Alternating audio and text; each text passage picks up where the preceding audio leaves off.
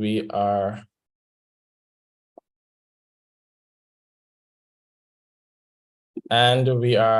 live.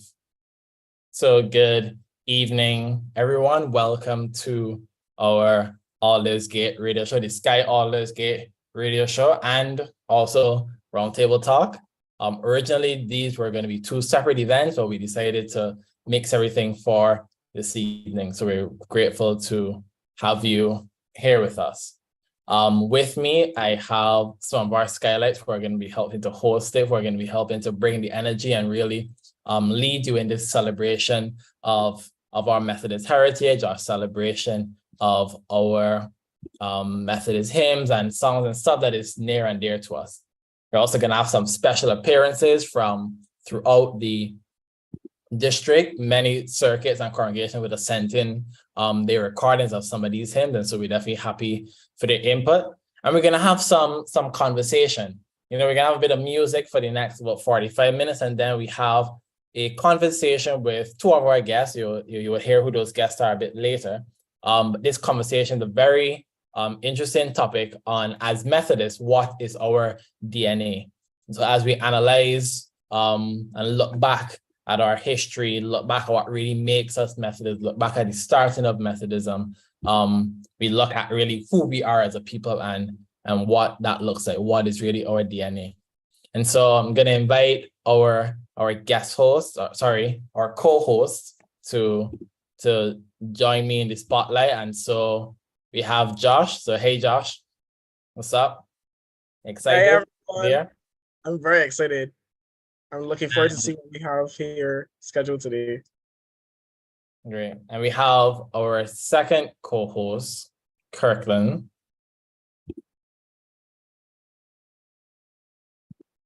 I'm just gonna spotlight. Hello. What's up? What's up? Ready? Excited?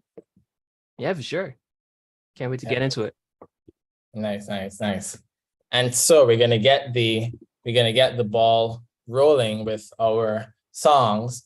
And as you go through, I'll just invite you to put in the chat any of your Methodist favorites, any of your Methodist hymns. Some of them you may hear this evening, some of them you may hear in the next one. So we'll see how things go, but definitely feel free in the chat to put some of your Methodist favorites. And so we're gonna start on that now.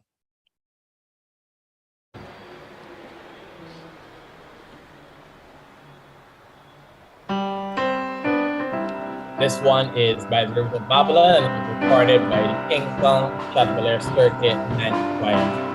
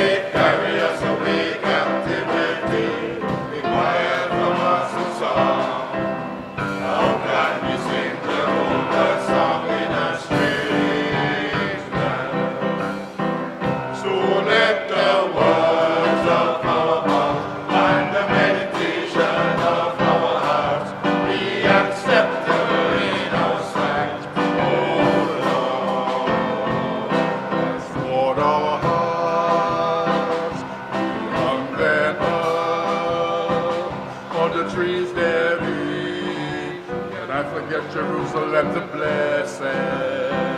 For the wicked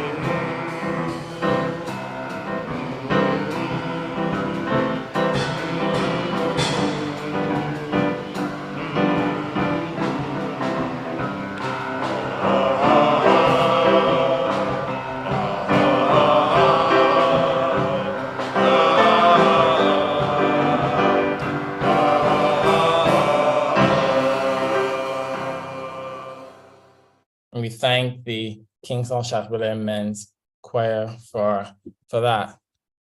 Good to have started with an all men's choir. I know, right? Yeah, I think we can all agree that the best parts in any choir are the tenors and the baritone and the basses. Definitely makes the choir. Definitely gives it some body. Gives it some body for sure. Of course. No bashing to the ladies. We definitely appreciate the sopranos for holding the melody and the alto, but those deep male voices are what really makes it. And I think it's also good to have these kind of circuit choirs. I think obviously congregations, we're used to the choirs singing every Sunday with them. But when we get that opportunity to come together with each other right all across and really celebrate our music, celebrate our singing and our talent at the circuit, I think that's really amazing. The circuits get to do that. Yeah, Go ahead, Josh. No, I was gonna just talk about the fact that it's fun to also see it coming specifically from the men. It always warms my heart to see it. The men just singing and putting out that energy in the church, participating in that way. Yeah, it's truly special. Yeah, I wanted to share a little fun fact. Like you can hear by the tone of the song that it really feels like you're going through a lot. You know what I mean? You got the time when the Israelites were going through their exile from Babylon. So from what I found, it was actually kind of based on Psalm 137 a little bit, from the verse 1 to 4. But you guys could definitely go check that out. Psalm 137, 1 to 4. Because you can tell like they're longing for their homeland, Yeah, but I know we had a lot of covers from it, but these guys definitely did a great job doing it, representing. Of course. So as we proceed, John, hand it back over to you, man, to tell us where we're heading to next. We're gonna stay in St. Vincent. We're gonna stay in Kingston, Chateaubriand, with a piece from the Kingston Junior Choir. So we look forward to hearing from them.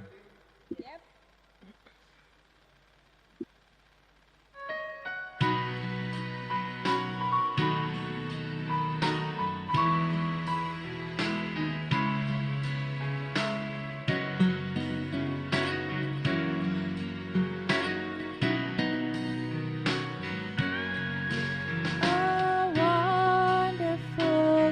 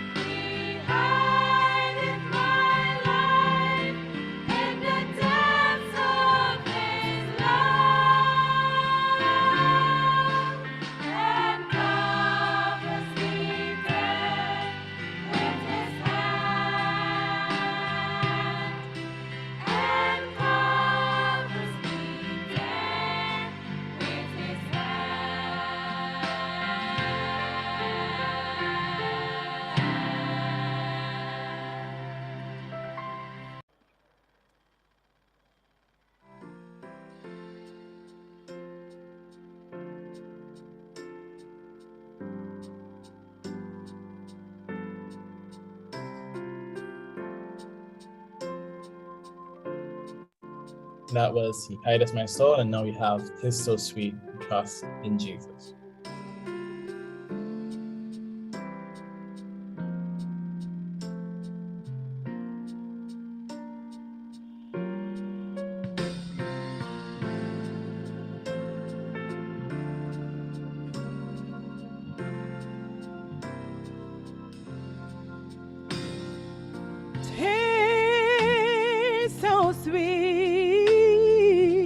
To trust in Jesus, just to take Him at His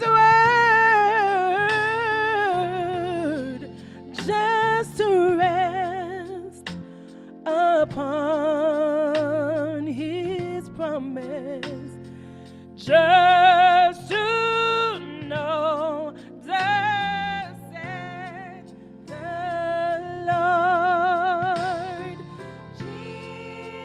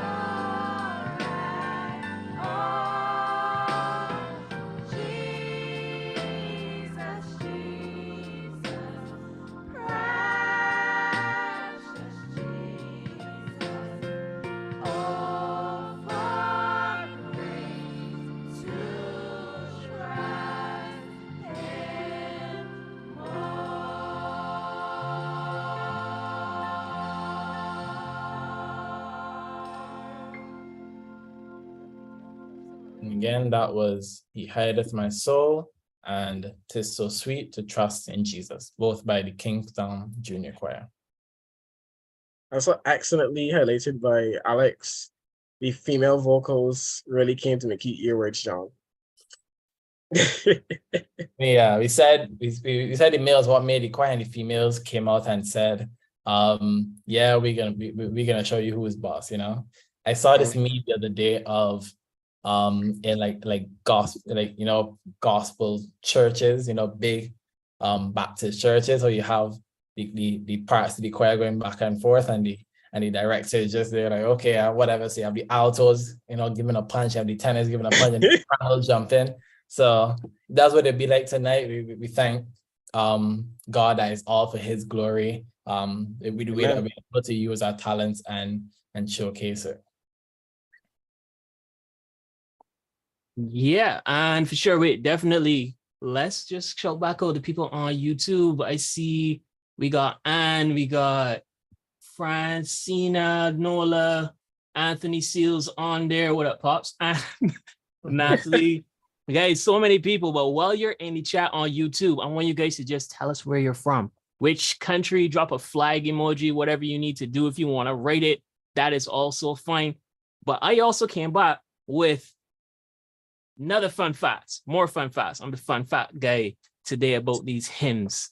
All right. So they're both really talking about, you know, they're expressing that trust and confidence that we have in God. So if you went back to He Hideth My Soul, you can see how those lyrics really start. Have you thinking about the comforting presence of God in our lives, right? And that's Fanny Crosby who wrote that song, and followed up by 'Tis So Sweet to Trust in Jesus once again, right? We're now looking at the security and the faithfulness of Jesus in our lives. So when you think about hymns, when you think about the lyrical content that we have here, it's something special, right? We might just have to get past, I'm just be real for a second. You just need to get past how it may sound to you and get into the lyrics. Because if you really get there, then you're going to feel it a lot more. But we also got some more people inside here with us on Zoom. We got Ronnie Thompson from Barbados. Ronnie, hold on a second. I'm going to let you unmute and say hi. Say hi to people on YouTube. Hello, YouTube.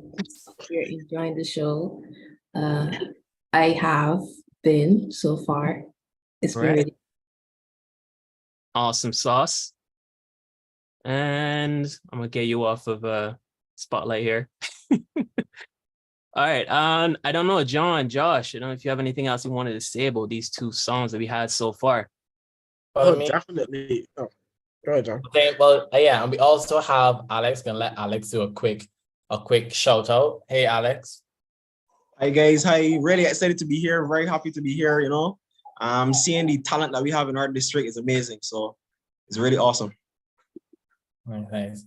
And both of these persons, Ronnie and Alex, along with being part of South Caribbean Youth, they're also part of Ubuntu, our online community we would have launched, looking to really connect youth and young adults across the district, bring them together. And we even have one or two persons from outside of the district. So really looking to connect with each other. Fellowship is really important. So we're looking to definitely continue to facilitate that in any way possible. Community has been running for about 2 weeks and definitely have had some engaging Bible studies. We've had some games nights. We've had some, I guess, one feature is the comedy battle that we've had, where we just get to share some fun jokes, not jokes and stuff like that. And interestingly enough, the person who won last time, all of their jokes were Bible jokes, were Christian jokes. And so that's true. Next one, we know was the cheat code. If you want to win, make sure you put the Lord first in everything, even in the comedy battles. John, are you gonna share about your? We can pass that, you know. We don't really? we don't need to dwell on the past. I think there's a key component right here. If we're going to be, you know, honest and sharing, you guys, John was actually training for that battle for over a year. All right. Really invested. He really put in it was a valiant effort on his part. When we get that footage, we'll be We'll be What sure to let you guys know. What footage? What footage? No footage is here. It totally was not deleted by me. Totally. I'm sure we can find it somewhere. Digital footprint and all. All right. What's the next song? Where we heading to? What country? Next song. Well, this one is not by one of our people. I don't think so. But this one we've been doing a lot of talking, and so now we're gonna get some walking. This one comes to us from the Rosalie.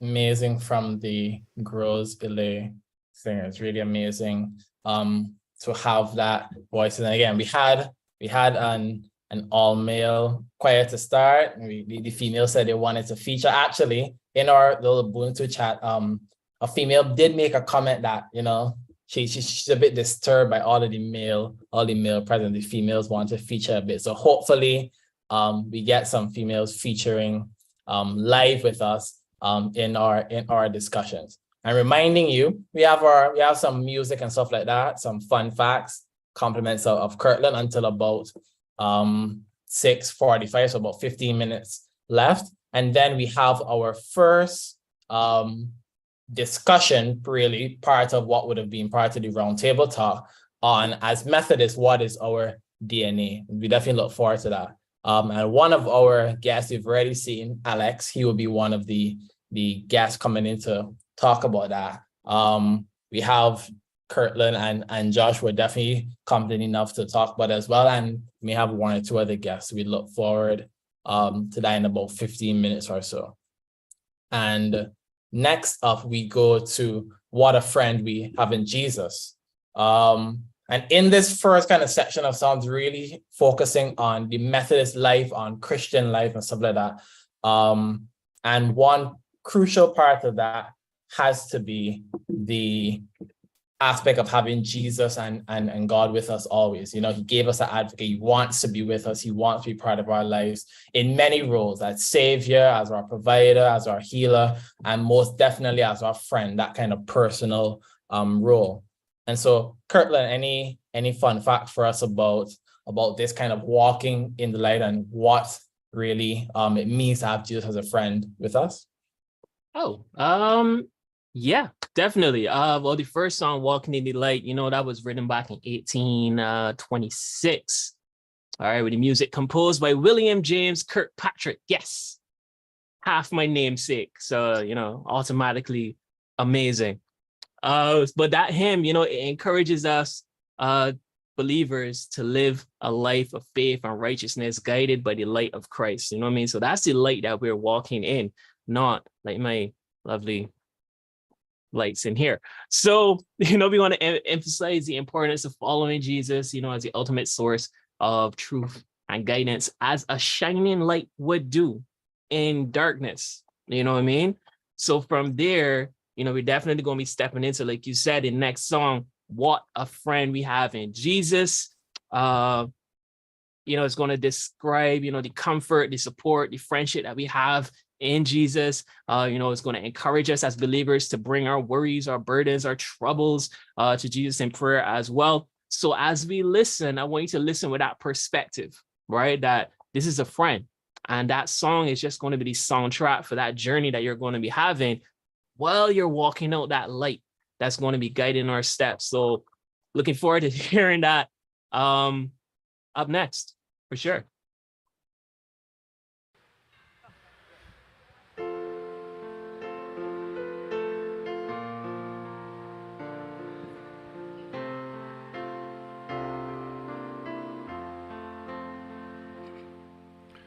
What a friend we have in Jesus, all sins and griefs to bear. What a privilege to carry everything to God in prayer. Oh, what peace we often forfeit. Oh, what needless pain we bear. All because we do not carry everything to God in prayer. Have we trials and temptations? Is there trouble anywhere? We should never be discouraged. Take it to the Lord in prayer. Can we find a friend so faithful, who will all our sorrow share? Jesus knows our every weakness. Take it to the Lord in prayer. Are we weak and heavy laden? Come, Lord, with a load of care. Precious Savior, still our refuge. Take it to the Lord in prayer. Do thy friends despise, forsake thee? Take it to the Lord in prayer. In his arms he'll take and shield thee. Thou wilt find a solace there.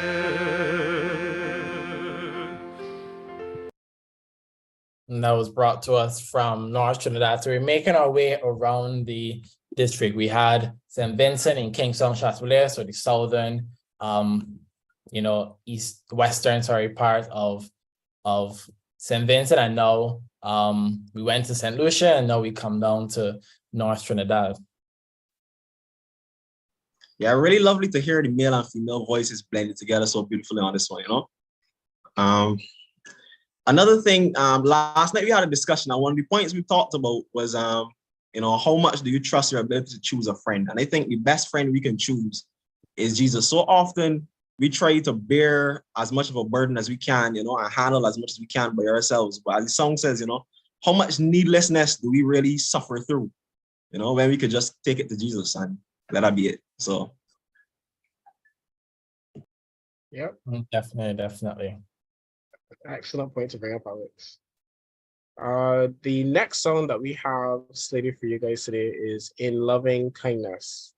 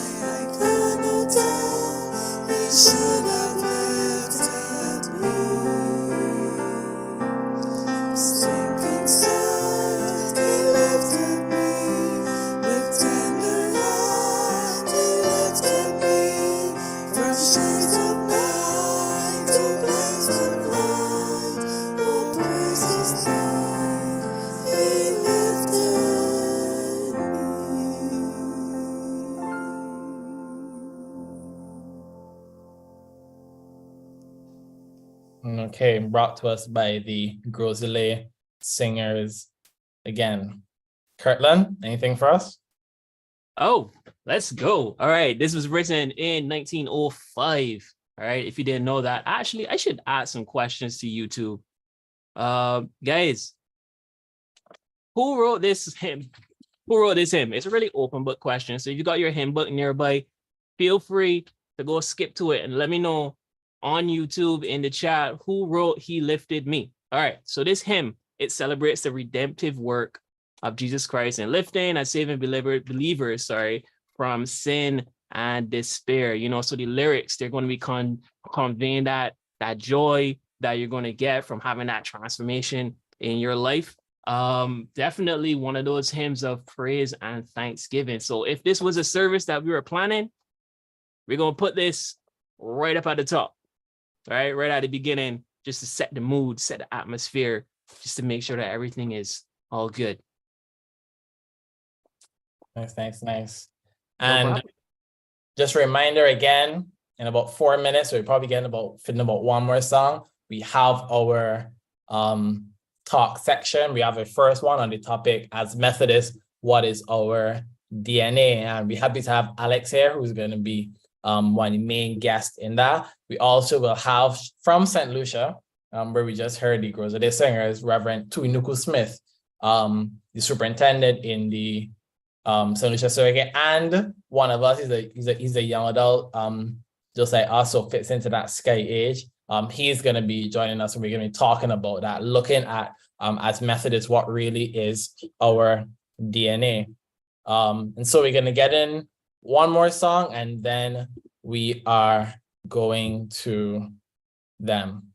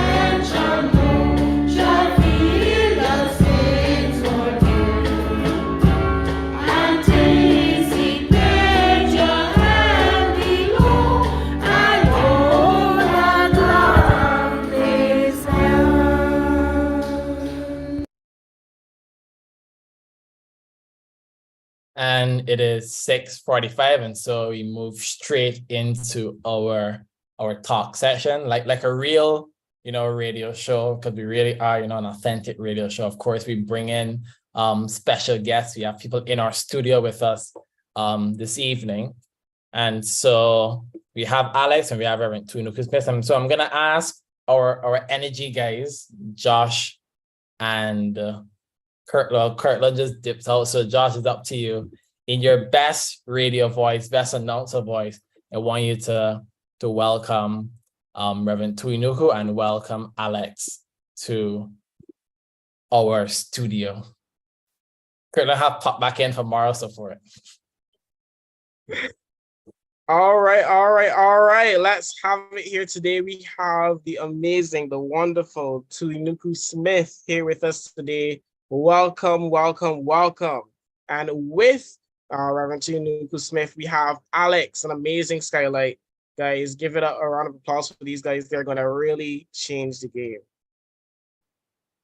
And I hope everyone has taken note. So when we do bring back our podcast, the Vestry Show, and you see Josh hosting a couple of those episodes, you will know why he has shown us.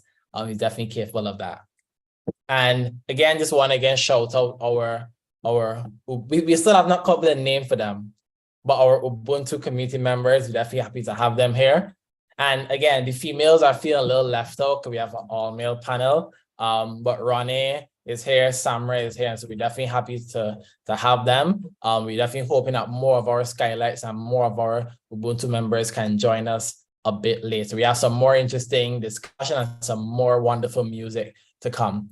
And to give you a little hint into what's going to be the next bit of music after this talk section, I hope you paid attention to who was the writer of that last hymn. So you can do your research. You can put it in the chat as well.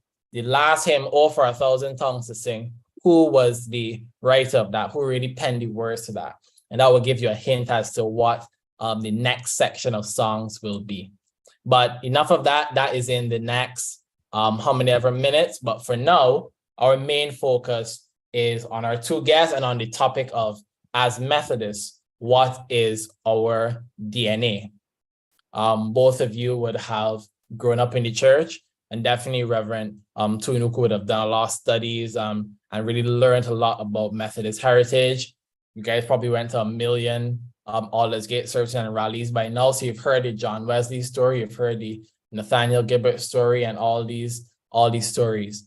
But really, what does that mean for us today as Methodists? What really are the characteristics that are in our blood? What are the things that when persons see us, without even asking us what church we go to, they'd be like, this person seems like a Methodist. What are those things that really characterize us as a church despite Island? And so the first questions to either of our guests will be what for you is that? What are those characteristics that for you really scream Methodism, shout it from the mountaintops?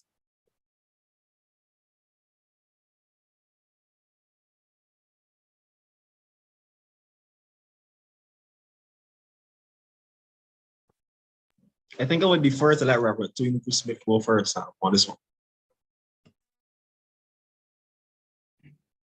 Okay, Alex. For me, as a Methodist, three things that comes to mind for me in the DNA of Methodist, and one is the sound doctrine, and which is grounded in Scripture, that Methodist is well known for, and some I would like to highlight. And one of them is grace. John Wesley very much emphasizes on grace, the three types of grace: prevenient grace, justifying grace, and sanctifying grace. And this informs our practice and our understanding also of salvation. And that is something, as a Methodist, growing up, knowing that they usually say, I've experienced it in St. Lucia and also in Fiji, if the Anglicans, the Catholics reject you from their schools, the Methodists will always accept you, one reason or another. And grounded in that is the grace, that we always emphasize on grace. That is not our effort, but it is the effort, it is God's own initiative that we are saved. It's God's own initiative that we are justified. And it's on God's own initiative in which we are sanctified as we grow in our faith. And the second, for me, in the DNA of Methodist is emphasis of accountability, discipleship, in which we hold each other accountable for our faith. And this is a way in which we try and look at sin and ensure that sin is that people are held accountable because of the capability, no matter of what position we hold in the church or our experience. that we will always be held accountable for our life, to our Christian witness, and also in light of God's word. And lastly, one of the teaching of John Wesley is Catholic spirit. I know that we have begun now with Ubuntu, which I every now and then I look into this community of young adults in our space of sharing as the technology affords us. In Catholic spirit, it's reaching out beyond. It is in ecumenical and also within our own community of faith as Methodists. That's why class was a place in which we watch one another in love, or watch one another by love.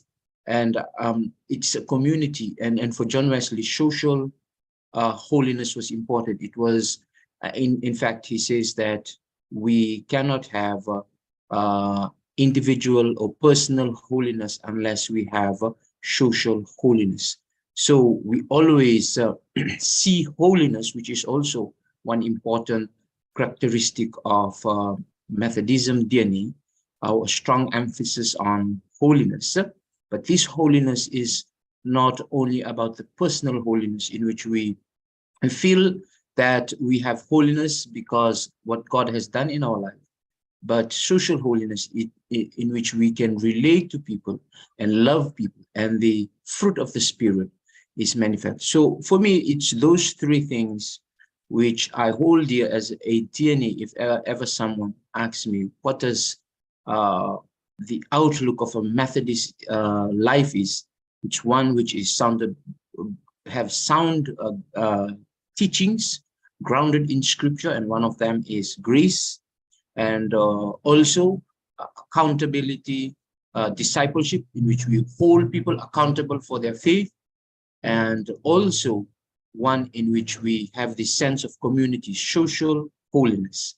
So that is what I would offer tonight in what I perceive as I go through the different experiences of my life in the Methodist community, and see that is what Methodism is known for in its DNA. Thank you.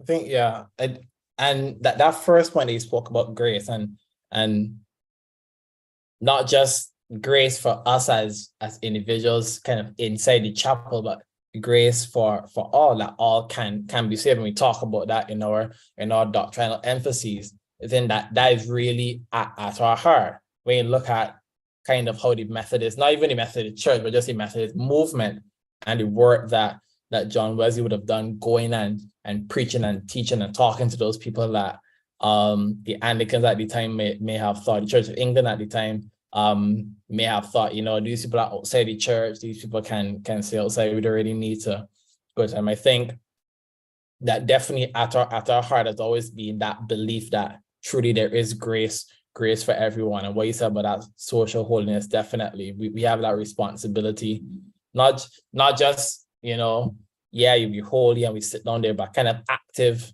holiness where we have to go out and do something. So I definitely agree with that. Alex, anything to add to that? Yeah, I think that was great. I agree very much with what Reverend Tuinu said. I think that as well, alongside our doctrine, I think that our brand is another thing that people see when they look at us. And I think that one of the pillars that's held up the Methodist Church is that social responsibility that Reverend Tuinu talked about, and community involvement. And I think that is where we really have, a place to shine as Methodists, that responsibility to the community. And if we continue to play a role in our communities and so forth, I think that we would continue to see the Methodist Church, go on. Yeah. Definitely. Something that I guess then, good to have Kirtland back with us, something that then kind of rings some bells in my head is, are we changing a bit, and I guess changing a bit in our nature?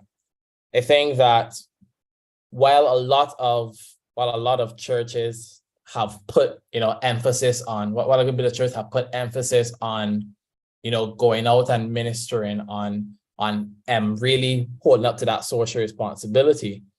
I think we have missed some of that kind of coming out of the pandemic. We have missed a lot of those aspects really reaching out the community. I remember kind of as this would have been early teenager coming up, especially around time that missionary. You don't only go out with your missionary books to collect money, but you also go out with tracts. You go out to give, you go out to evangelize, you go out to not only receive, but to give, to offer value to a person in the community. And one of the things that I guess we have to be careful with is coming out of the pandemic, do we stay shut up inside, or do we now allow ourselves to come out? I remember watching a show about this lady. She kind of got this big hotel fancy penthouse room during the pandemic. And she got so comfortable in there, not only so comfortable, but so scared to go out that the pandemic was over for about 25 years and she was still inside. And her friends and family and everybody calling her, trying to get her to come out, and she's not doing it. So how do we kind of ensure that we don't be like that, but that we really do embrace the opportunity again, now that the pandemic is kind of, for the most part, behind us? How do we embrace the opportunity to go back out and really express what is rooted in our DNA, that aspect of that social wholeness and community evangelism? Can I jump in here real quick? All right, so for me, one of the things that really stands out is discipleship and these small groups that we have as part of our structure, is part of what we were teased about, but being so methodical in how we're doing things. So I find that when we stay true to that and we grab hold of it and our classes are functioning as they should be, that one-on-one reaching out, picking up the phone and calling individuals like, hey, how are you doing?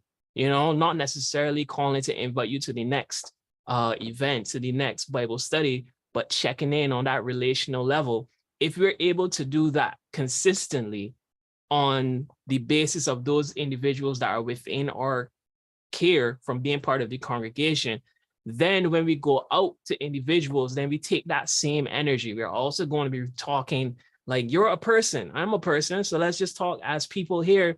And naturally, it kind of flows that you're going to start to invite, you're going to start to get interested in what they're doing. You talk to somebody, hey, I actually play basketball. It's like, I don't play basketball personally, but I appreciate LeBron. I appreciate, Kobe, appreciate, and you're able to go to those events. Because I remember when I was a lot younger, what was it? That Bethel, there was that basketball court that's right there.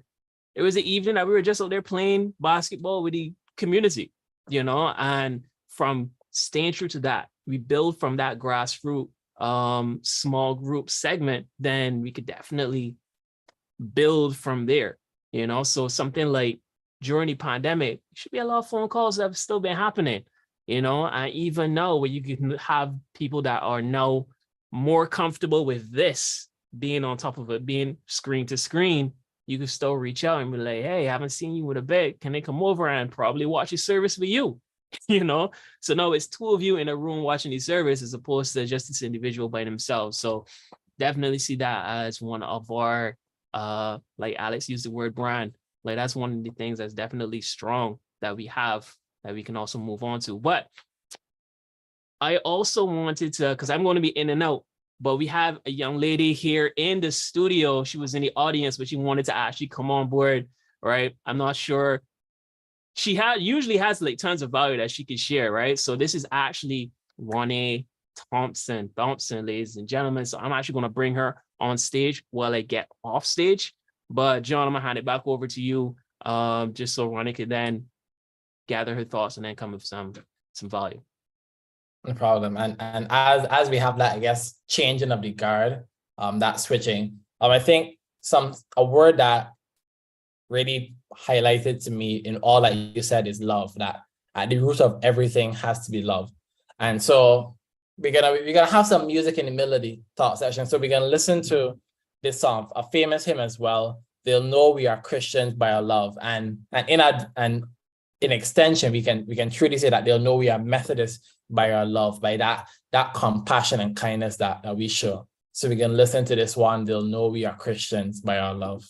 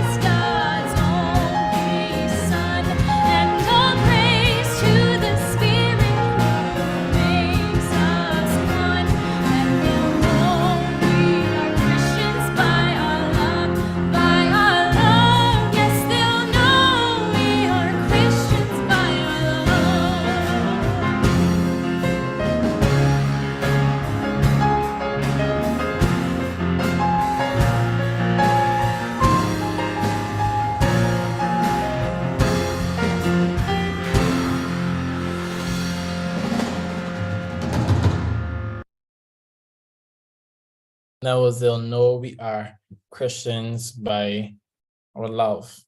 And so back with our guest, and Ronnie, welcome to the panel. You had some fans. As soon as Ronnie came out, somebody messaged in the channel said yippee Ronnie. So definitely have a lot of fans and supporters in YouTube land. Definitely. That's right. Back on topic again. Let's be a bit, I guess, specific. Let's talk to one kind of person. So we're gonna talk to the church that either has, I guess, a struggling youth ministry or no youth ministry at all. How do they kind of help to create that culture where youth can truly embody all these values that we spoke about that are in our DNA as Methodists? How do we from young start to develop that culture?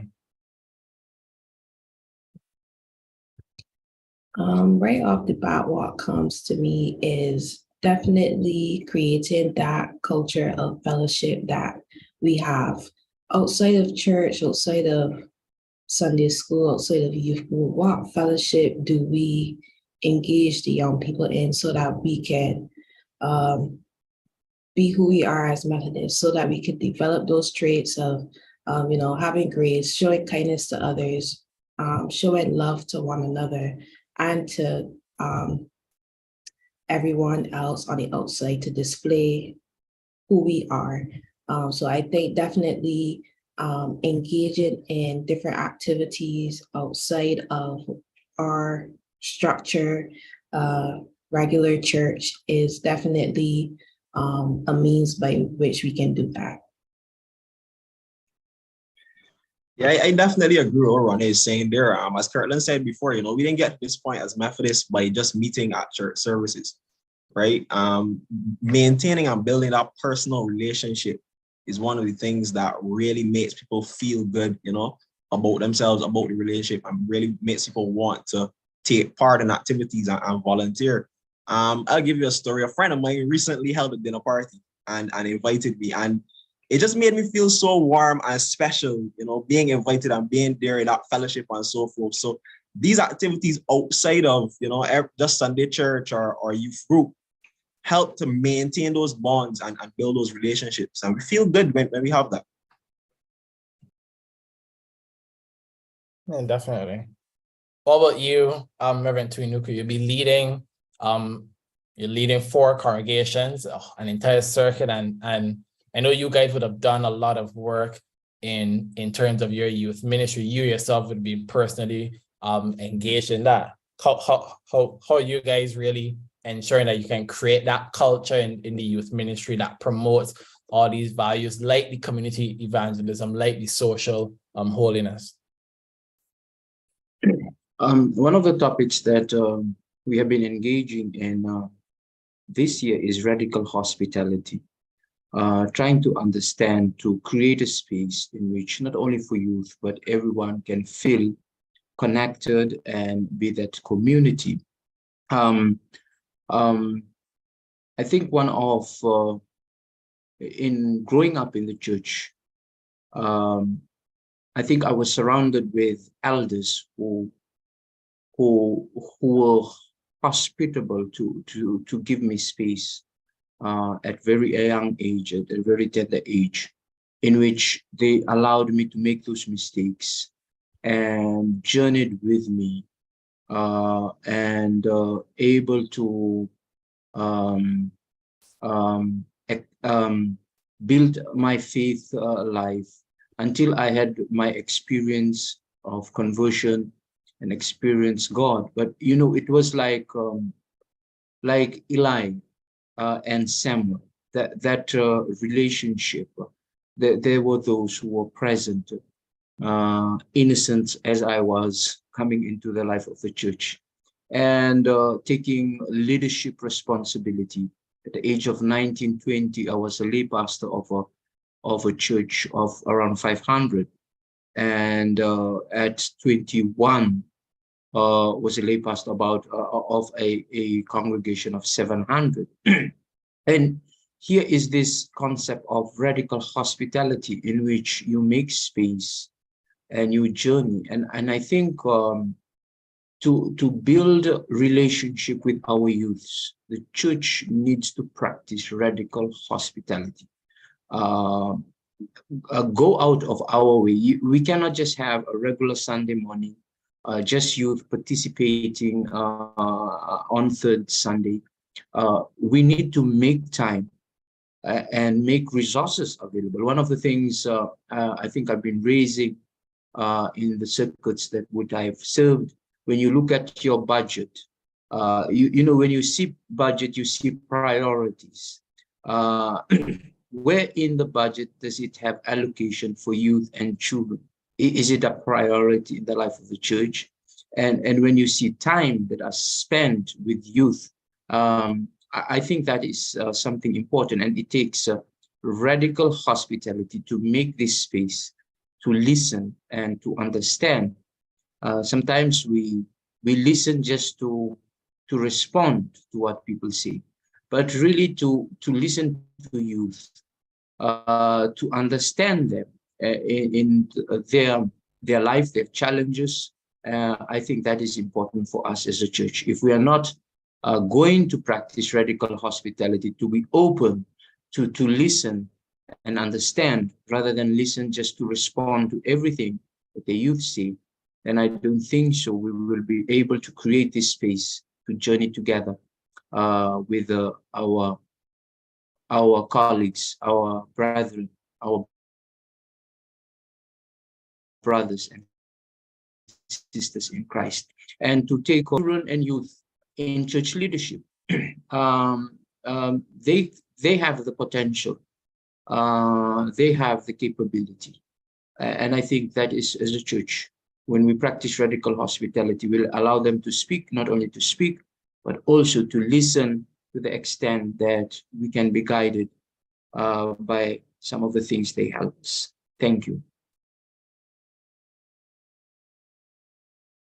Yeah, I think that's great, and I think it also doesn't even need to be on, I guess, a large scale. Ronnie talked about kind of pulling away from the structure stuff, doing that more structured, I guess, informal stuff. I think that's a great part of it. You know, when you look at strong communities, strong villages, even when you look at strong schools, strong companies, they aren't necessarily the ones that have the best structured events, or, you know, has the best class trip, or has the most perfect community club event. But it's those little small things. It's those little, hey, just gonna pick up and go by the house, by the neighbors, and the neighbors after that, and it's 10 o'clock and all of us just got in the yard talking, a little impromptu something. Is the schools where even after 2:30 to 2:40, 2:50, when school is finished, you know, you're still hanging out with your friends, you're still talking to them. I think in the church too, we have to be hospitable, not only in our buildings with our ushers and our stewards and all that, but in our lives, that, you know, we have our phones, we have our world that we can carry with us in our pocket. And another question, and going back to that, the same dinner party that was spoken about earlier, we spoke about how we can feel like home to persons. I think if as a church, wherever we go, whoever we talk to, we can just feel a bit like home, a bit like that love that Jesus calls us to share. I think that definitely we're on the right track. Yeah, I am. Another thing that Reverend Tunuku said just now is going outside of our comfort zone. And the hospitality is definitely necessary, but also being radical. I think that we've kind of become a bit too comfortable as Methodists, and we don't really like to go outside of our comfort zone. In some cases, we've even become afraid of our communities, right? So going outside of our comfort zone to reach the need where it is, I think that is something that we need to do as well. Definitely.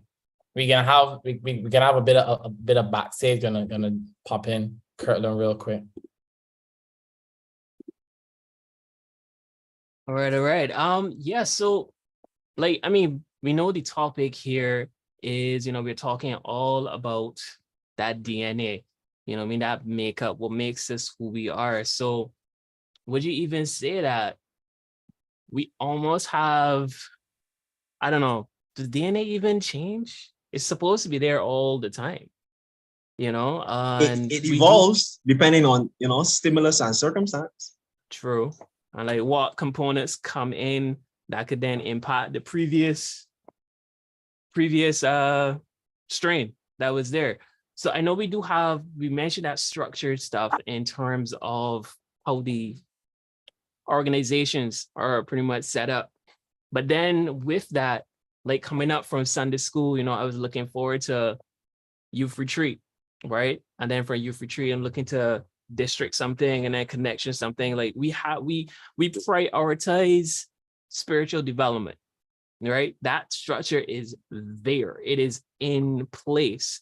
The main issue that I find is, because I'm going to talk from my generation coming up, like from Sunday school, like, are we really using it like as best as we could? Like, I personally, I overhear my parents at Bible study, right?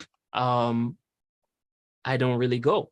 Now, I still have questions about the Bible. I still find things in the Bible that I find exceptionally interesting. But I tend to use more as like a almost textbooky, but there's no replacement for actually getting into the word and actually reading it. So we have that component there for prayer. Like there's so many avenues, especially now with Zoom, that you can gather for prayer. Like my mom does a session with a few people early in the morning. They're going through prayer. Then I know there's Bible study on like Monday evenings, and then like Wednesday as well. Bible study is actually happening. These are things that we have in place that we can still keep going with, still keep growing with. But how are that responsibility now for 30-year-olds down, right, to actually tap in? Like, are we seeing the value for these things? Are we seeing like, how is this actually impacting my life? Or is it a case that we're not really seeing it, right? And if we're not seeing it, then why is that? Is that now going back to the associations that we have? Are we spending more time with our peers who aren't necessarily of the same mind? Is it that we're in a class, but not really in a class, because then no one is really reaching out and talking, right? So then are we going back into that fantastic structure that we have where we're not calling each other, we're not talking and having that engagement anymore? Like, I don't have the answers. I got a ton of questions, but we are talking about that DNA, and we don't want it to break down, because DNA breaks down, that is issues, right? I think I think that something you said earlier comes back, right? That class meeting, that youth group meeting. I think even before COVID, we use COVID as an excuse somewhat, but I think even before COVID, the classes had started to start meeting, the youth groups, the Bible study had gone down and so forth. I actually think now, due to the Zoom, due to people trying to get back out and back into it, we've actually started to have a bit more meetings and more communication and so forth across the district. What is interesting is that because of the Zoom, and because this is the platform that most people use to meet, you have an opportunity to go to Bible studies from many churches and from many circuits. So what we need to find a way to do somehow, and I suppose we can really play a role here, is to present all these options to people without overloading them with information, right? One of the struggles that we face is that sending out all these Zoom links and all the videos and stuff kind of overloads people with information, and then they just kind of put up a block and just ignore everything. But at the same time, we need to be able to give people this information in somehow, so that, if 5 o'clock, South District's meeting can't work for me, 8 o'clock in the morning, in Kingston Shaftesbury Circuit could work. You understand me? And that's just the thing. And I think most people will feel comfortable going to, meetings in different circuits and wherever is at the time that's available to them, because we already do it in many cases with the Sunday services and so forth. Many people watch the online services for various circuits and so forth around the district. So I think that's something we can think about. All right, so I'm actually going to take this to a definition place, because we started talking about DNA, but we never even looked at what DNA is, right? I'm not going to go too sciencey here, so I just went on to Google, and it says DNA is a self-replicating material that presents in all living organisms, right? So self-replicating material. So if we just stick a pin there, right, we hold on to that self-replicating. This is something that duplicates itself. All right, so we are Methodists. What is our DNA? Today, in Sunday school, my dad asked a simple question to the seniors and youth in the class, right? Do you know what today is? That was the question, right? Most people didn't know, right? Now, that was a moment, teachable moment that we can go into. Some of them were like, they couldn't quite say the word, right? And that's also fine. Well, not necessarily fine, but you get to know where we're at. So if at that level we are missing key moments in our history, key moments in what make us Methodists, then that isn't going to be replicated. That's not something that's going to be duplicated. All right. So like, so it's a challenge that we then have to intentionally be able to overcome.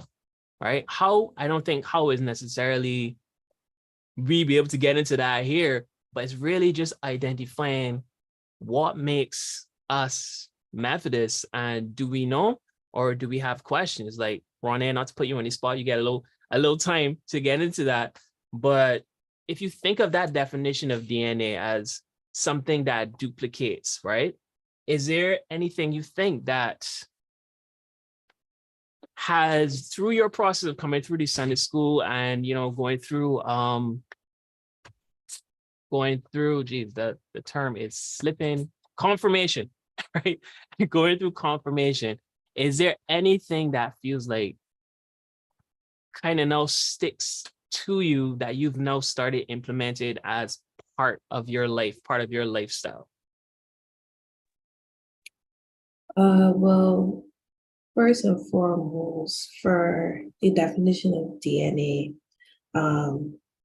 we say self-replicating, but really and truly, well, within the context of what we're speaking of, what are the facilitators to which we ensure that who we are as Methodists from the time we're training up the youth, that is accurately replicated and instilled in the next generation, going on and on and on. I think that I have definitely, what has stuck with me is the aspect of service, service to others, the value that we place on that within the church. I do think that there can be more emphasis on, even from a young age, throughout Sunday school, teaching grace, teaching how we show our love and how we can be of service to others, even more so from that young stage, so that we are able to actually instill those things, and we have a generation that we can say, okay, we have really carried forward who we are and into this next set of young people, so that we have adults in the church who already know how we should be as Methodists. So I would say definitely for me specifically, that community aspect is something that I have held on to, and being of service to others in whatever way, learning to share the word with others and not being hesitant to do that. It can be monetary. In any way, we give hampers at Christmas, but not just at Christmas, just period, given to those who need help. That's something that I would say has stuck with me, but I think it's important to remember that we need to facilitate those traits that we would want our Methodist people to have from that young stage. All right, perfect. And I like that. Definitely some great contribution there. I know, Josh, you were saying backstage you had some values, something you wanted to add, so I'm gonna just let you at this point share that. And we could take it forward some more. We got about 5 minutes left in this conversation. I'm not, boxing you in here. Of course, share what you need to share, but just letting our guys on YouTube know we're going to be getting back to music in a little bit, but over to you, Josh. Thanks, Kirkland. As I was listening to the conversation and really reflecting on my life and the lives that I have seen influenced by Methodism, the thing that, I don't know, it's been said so much, but it really jumps out at me, and I feel it in my spirit, the sense of community, specifically talking to the young people, specifically talking to like what Methodism is for us. the DNA. I think that when we look back on those, jumping back on Ronnie, informal moments, those moments where we just sit and have a conversation and, allow ourselves to connect in a human way and show love and kindness, and give of ourselves and receive from others, because when we give, we also receive, and that's something that people don't necessarily see the value of giving. You're receiving something from that, not only in the carnal way, but in the spiritual way, right? And I'm just reflecting on my life and how coming up in the church, I can sit and think about persons who went out of their way to connect with me and help me to be at the place where I am at, where I can continue to give and continue to be of service, And I feel like without those moments, without those people being there, giving of their selves and giving of their time and energy, I can't see how I would be here, So I feel like, as I mentioned backstage, these small things, those small things that we take for granted have powerful impacts. Faith as small as a mustard seed, it's the tiny things that really gives us the chance to make big changes and big progress. DNA is so small. If as a past biology student, I know how small it is and have experienced, the scientific background of all of that and stuff like that, a bit rusty on the biology.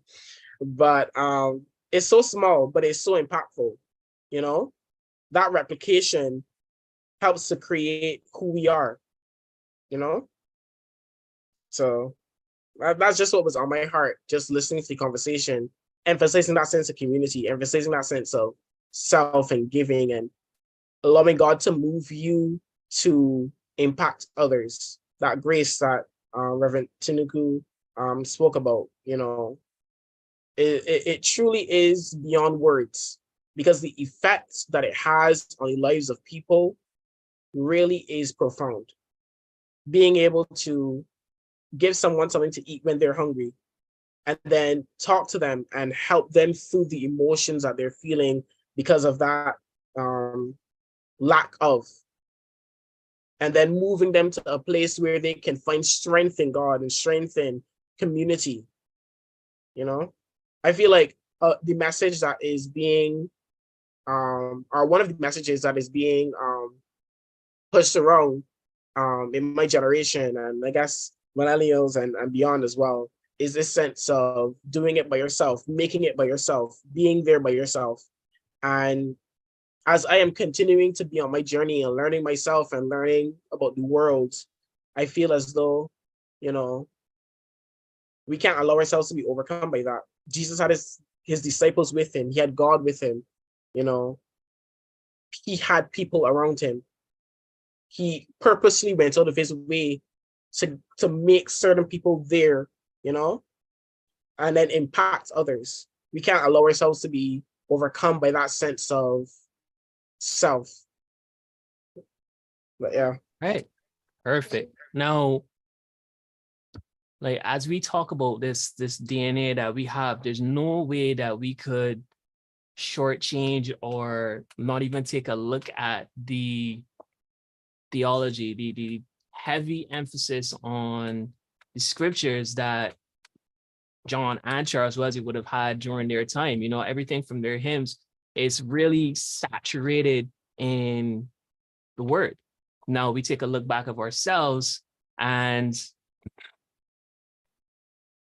are we doing the same? Are we mirroring that, right? Where is the desire within us to actually carry that out? Like, I get the community, but you can also get the community from a social club. You can also get the community just hanging out, right? And is that really what we're here for? No, it's part of it, but I don't think that's like one of the main things. Now, again, me going back to Google on Rev, you can always, I guess, dive into this a little bit more. But we mentioned these kind of three pillars from John Wesley. Like, you have make sure I pronouncing this right. Prevenient grace, justifying grace, sanctifying grace, right? We have those three, and you guys can Google that on or talk to your class leader on YouTube here. But that's not something that is necessarily one of it. Something that I've been talking about, like me personally, just talking as part of my development.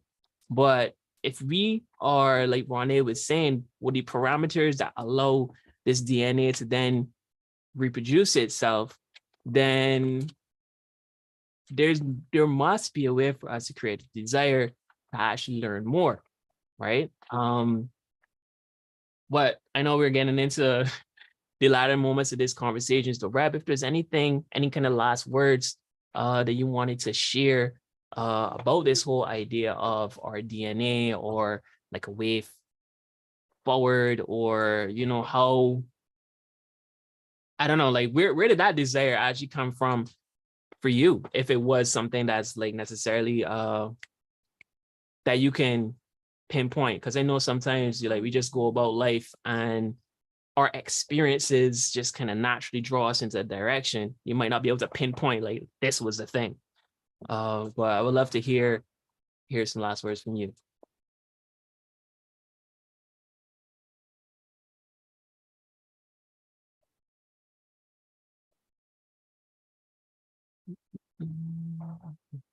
That is from us? Oh, from Okay. from you personally. Sorry, yes. Okay. Well, for me, one of the sentences I have been reflecting on this week, reading about understanding John Wesley, is in these words, a life of faith in love towards holiness. That sums out the life of a Methodist. But just to share that today we had a quiz. After the service, we had a quiz about an hour, going through some of the history. And as you were sharing, one of the things, the Sunday school, and you were asking the children, and they did not have a clue what today was. And I think that is important. And throughout this month, beginning in May the 1st, I've been doing devotions every morning on John Wesley's sermon. And just all his sermons are rich. And I believe something that we need to incorporate in our discussions, in our sermons, in our Bible study, is to relook at these sermons. You were speaking about replicating DNA. And I think these sermons are rich in understanding. And to summarize all is the sentence I just shared. If we ever to understand what Methodism is, it's a life of faith in love towards holiness. Thank you for that, Rev. And Alex would have stepped up, but we also thank Alex, another one of our special guests, for joining us. Ronnie as well. Great to have Ronnie on the panel. As Kirtland said, Ronnie always has value to offer, and right off the bat, she was sharing with us. And Josh as well. Thanks for chipping in. And so we've come to the end of this part of our radio show, this talk section. But kind of as a final encouragement, just want to continue to encourage us to know our DNA, to really know what is at the root of us. Kirtland raised an interesting point about even like the types of grace. Those aren't really things that we necessarily hear about. The last time I probably heard about it, and that's probably the only time I heard about it, was confirmation class. Since then, it's not really something that I've heard come up much, maybe in a sermon once or twice, but not really a lot. And so definitely all these things that we believe are root to us, all these things are built into our DNA. Definitely need to continue to talk about them, definitely need to continue to promote them. And to not just, have them in our head, not just have them as knowledge, but really to use our wisdom to be able to execute on them. So really thankful for all the encouragement that you guys gave this evening. Really wonderful discussion. Definitely going to continue to promote those values of community, promote those values of grace and grace for all, continue to promote that social holiness. And so definitely happy with that. And as we move forward, there is a word again. This seems to have been the word that resonated right throughout it. And as Christians, we know this word resonates right throughout the Bible. The word is love.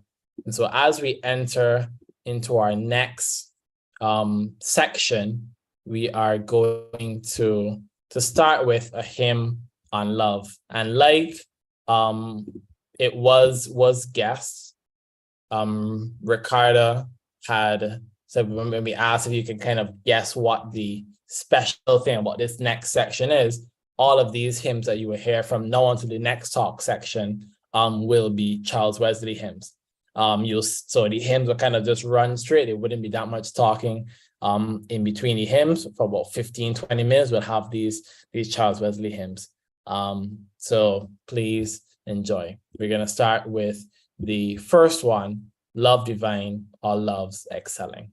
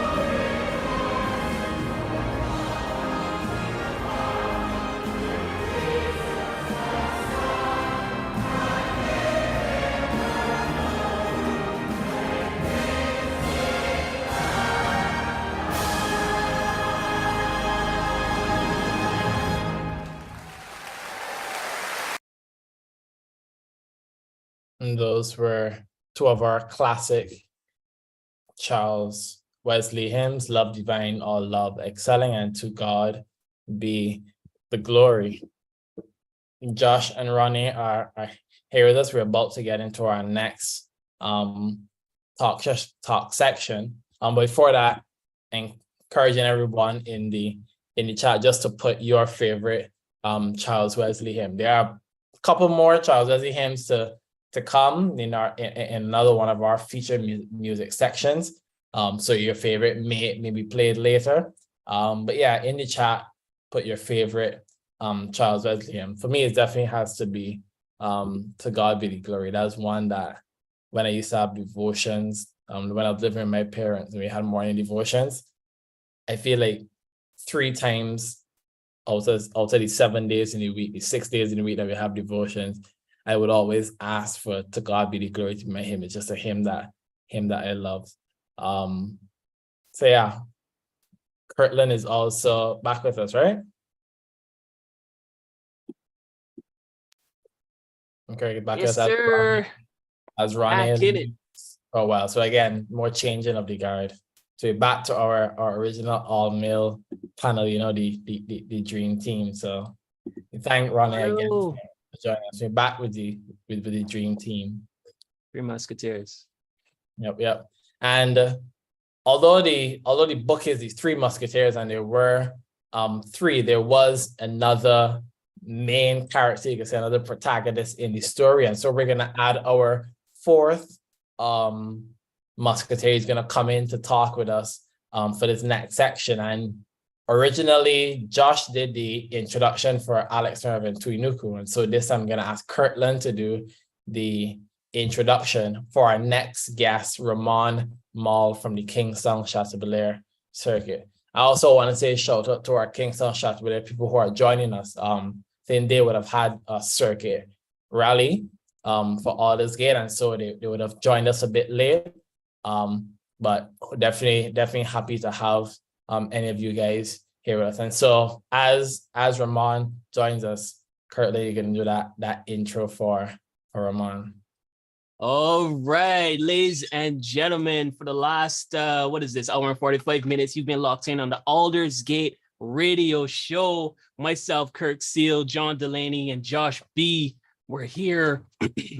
But right now, we have an individual. All right, we have a gentleman here that we're going to bring onto the main stage to actually help us lead out this conversation on personal expression through our music. All right, personal expression through our music. Now, I heard this gentleman knows music. All right, this guy's a DJ, right, John? It's the information that was given to me. All right, cool. Multiple. So DJ definitely knows music, definitely knows how music moves people. So he is definitely someone that would have this information. This is somebody that you definitely want to have a conversation with. So without any further ado, I know you guys are already sitting at the edge of your seats wanting to know what Ramon is going to bring, but it's going to be amazing value, tons of value. So Ramon, please, my brother, let's get you onto this stage and let's get this conversation going. And he's also the champ. This is the champ, right? This is our comedy battle champ. Yep. The champ is here. Let's go. I was hoping you mentioned it, seeing that you mentioned it before.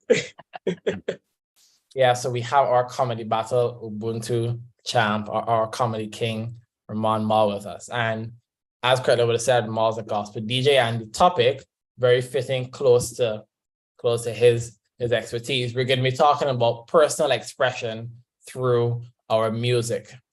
Definitely as Christians, we all know the famous verses, for the famous chapter in Corinthians that talks about our spiritual gifts, that talks about our abilities and our skills, and really and truly all of us are blessed in unique ways, even as musicians, even as pianists or drummers or guitarists. All of us have our little unique talents, our little unique skills. And so we're going to look at how can we really promote personal expression through our music as a Methodist church and as the Methodist people. How can we truly express ourselves like we have done for years? How can we continue to do it and add our own useful spin to it. And so happy to have you guys here, and we're going to get straight into it. And so Ramon, I guess the first question would be straight to you.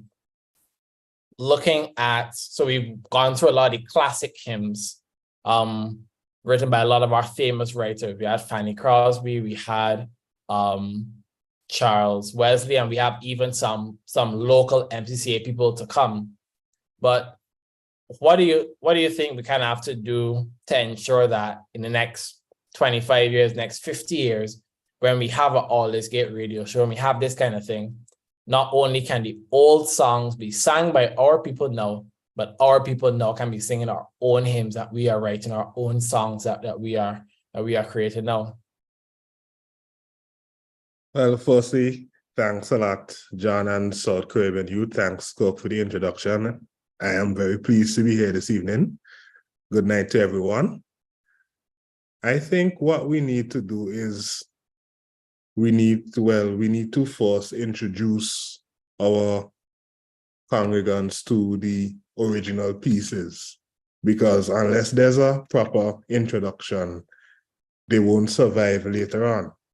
So those of us who have written hymns or songs, we need to not be shy, but come forward and whether ask if we could render them in church or introduce them to other persons so that they could be known.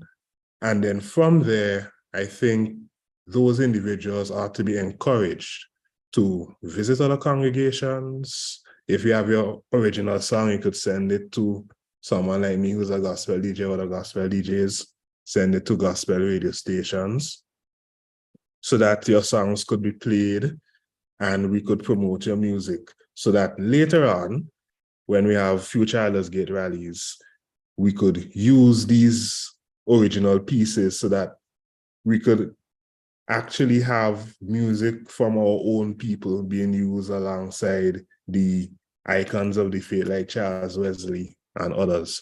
So that bold step to share and to send your music out to other persons is imperative in order for us to get to that stage later on.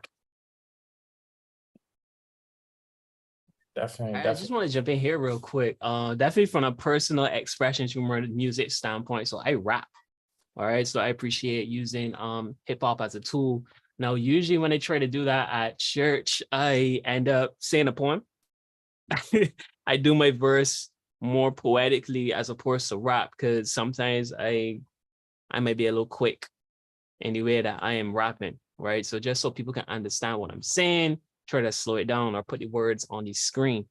But I really see the relation between personal experience and that expression as a way to, one, as the individual, to allow you to really dive into what you actually went through, right? That might be more how I deal with things. But if I'm going through a situation like when my daughter was coming around, I started questioning what it meant to be a father, right? I started questioning the whole aspect of fatherhood. Am I a good dad?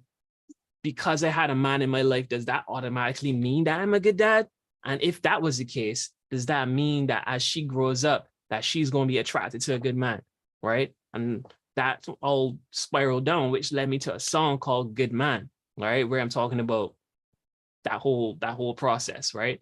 And it wasn't, I wouldn't frame it as a come to Jesus song, but as at that point in time, how old was I?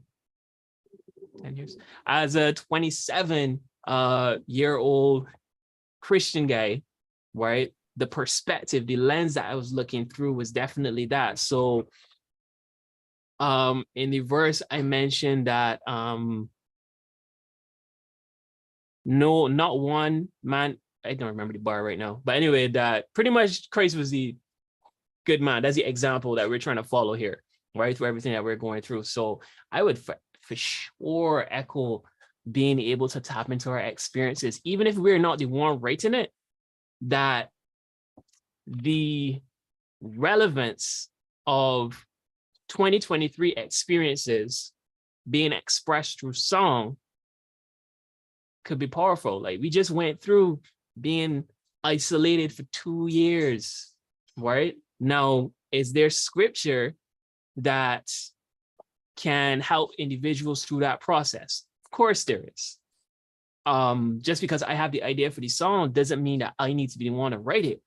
But if we go down this road, then it's possible that a music ministry could be birthed, not from the standpoint of, okay, what are the experiences of the congregation? What are the experiences that people have gone through, right? And these people now are tasked with, all right, what scriptures, like, imagine oh man, this is brilliant. Imagine the people that are in Bible study. They're tasked with, all right, this is the situation, this is the emotions people have. Are there any scriptures that can speak to this, right? And then you have people like the Pearl Moraines. My mom wrote a couple songs. You have those individuals that are musically inclined to be like, all right, cool, these are the scriptures. Can we take some of that and can you find a way to blend that musically? And we have a machine in place that starts to create music. Like, what do you guys think about that? I think that would be interesting. Definitely. And like you said, we have those scriptures there already. A lot of time when we think of songwriting, we think of the gruesome process of trying to come up with ideas, and it's just there like, oh my gosh. But a lot of the hymns that we love, one came from Psalms, and Psalms, right there that we say every Sunday, they came from other scriptures, stuff like that. A lot of the gospel songs that we love come from that. And so, who says that we can't, like you say, use that? I think that would be great as well. I think when it comes to, I guess, documenting our lives, not only as a church as a whole, but also as individuals.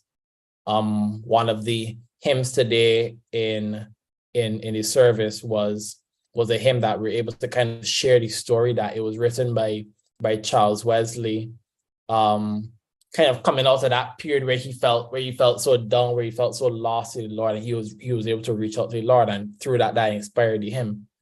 I think that those pivotal moments that we have seen characterized and documented throughout their lives, we also as a church and as individuals, we definitely have to take the opportunity to express ourselves through music, to express that, kind of leave that history, leave those trail of those breadcrumbs to kind of show, what we've been through.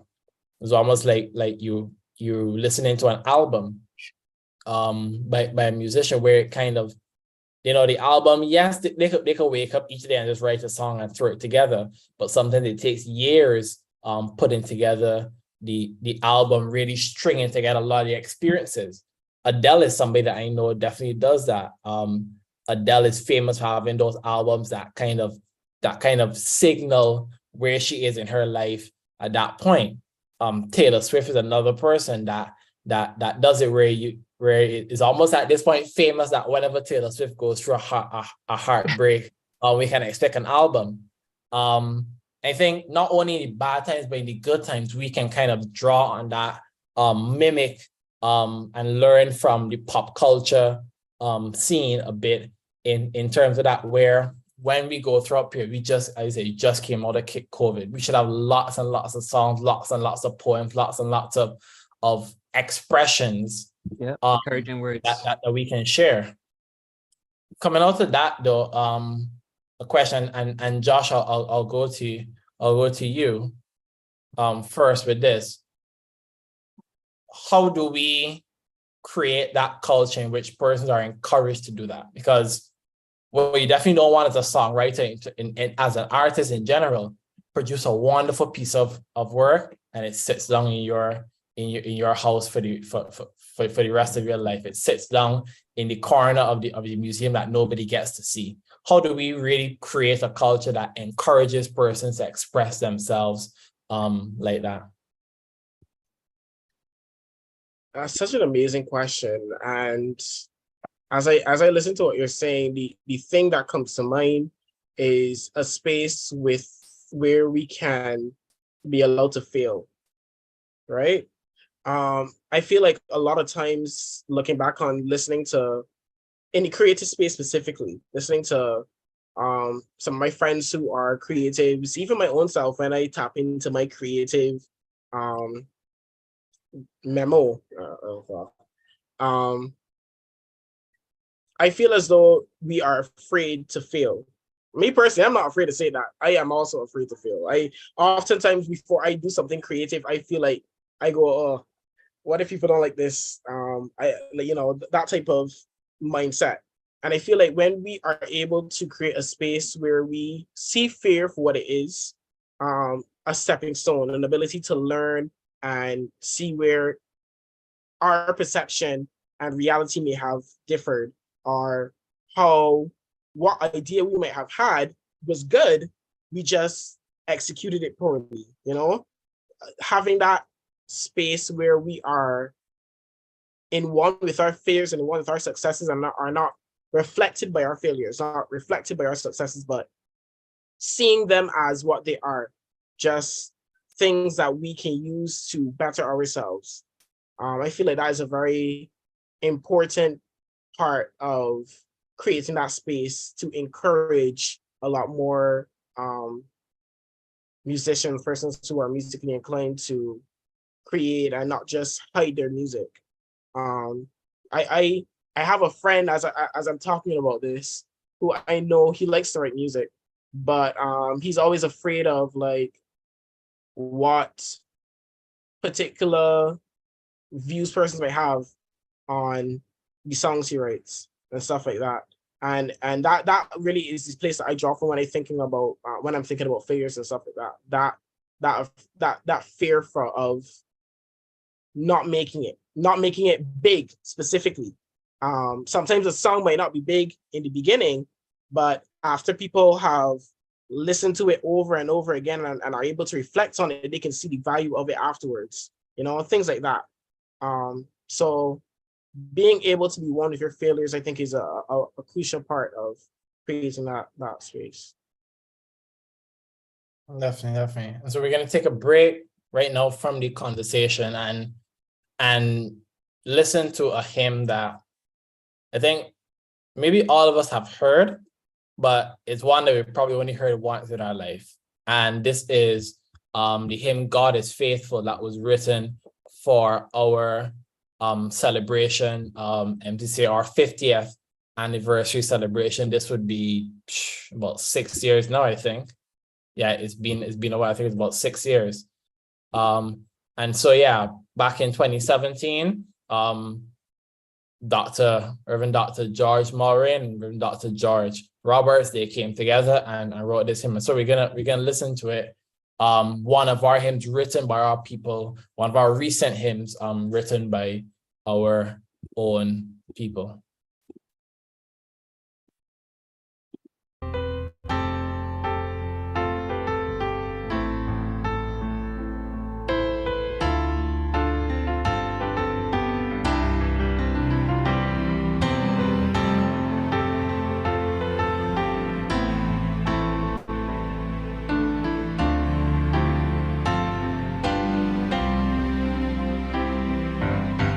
Come, let us join in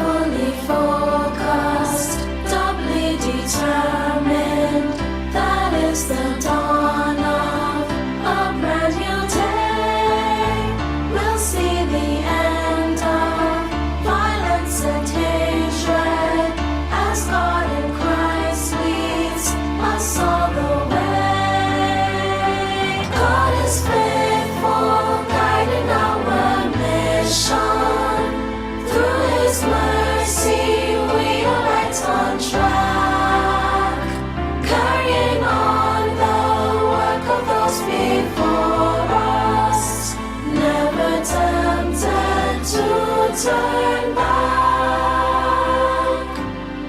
Across the world we make new disciples.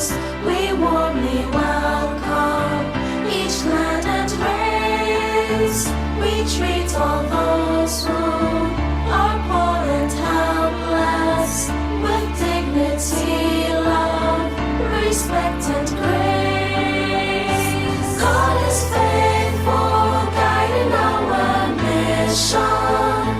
Through His mercy, we are right on track, carrying on the work of those before us, never tempted to turn back.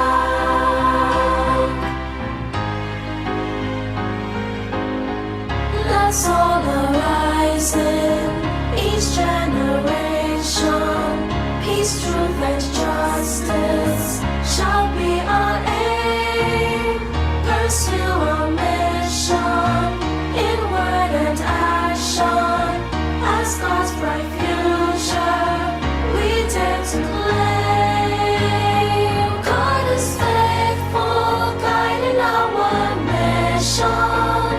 Through His mercy, we are right on track, carrying on the work of those before us, never tempted to turn back. God is faithful, guiding our mission. Through His mercy, we are right on track, carrying on the work of those before us, never tempted to turn back, never tempted to turn back, never tempted to turn back.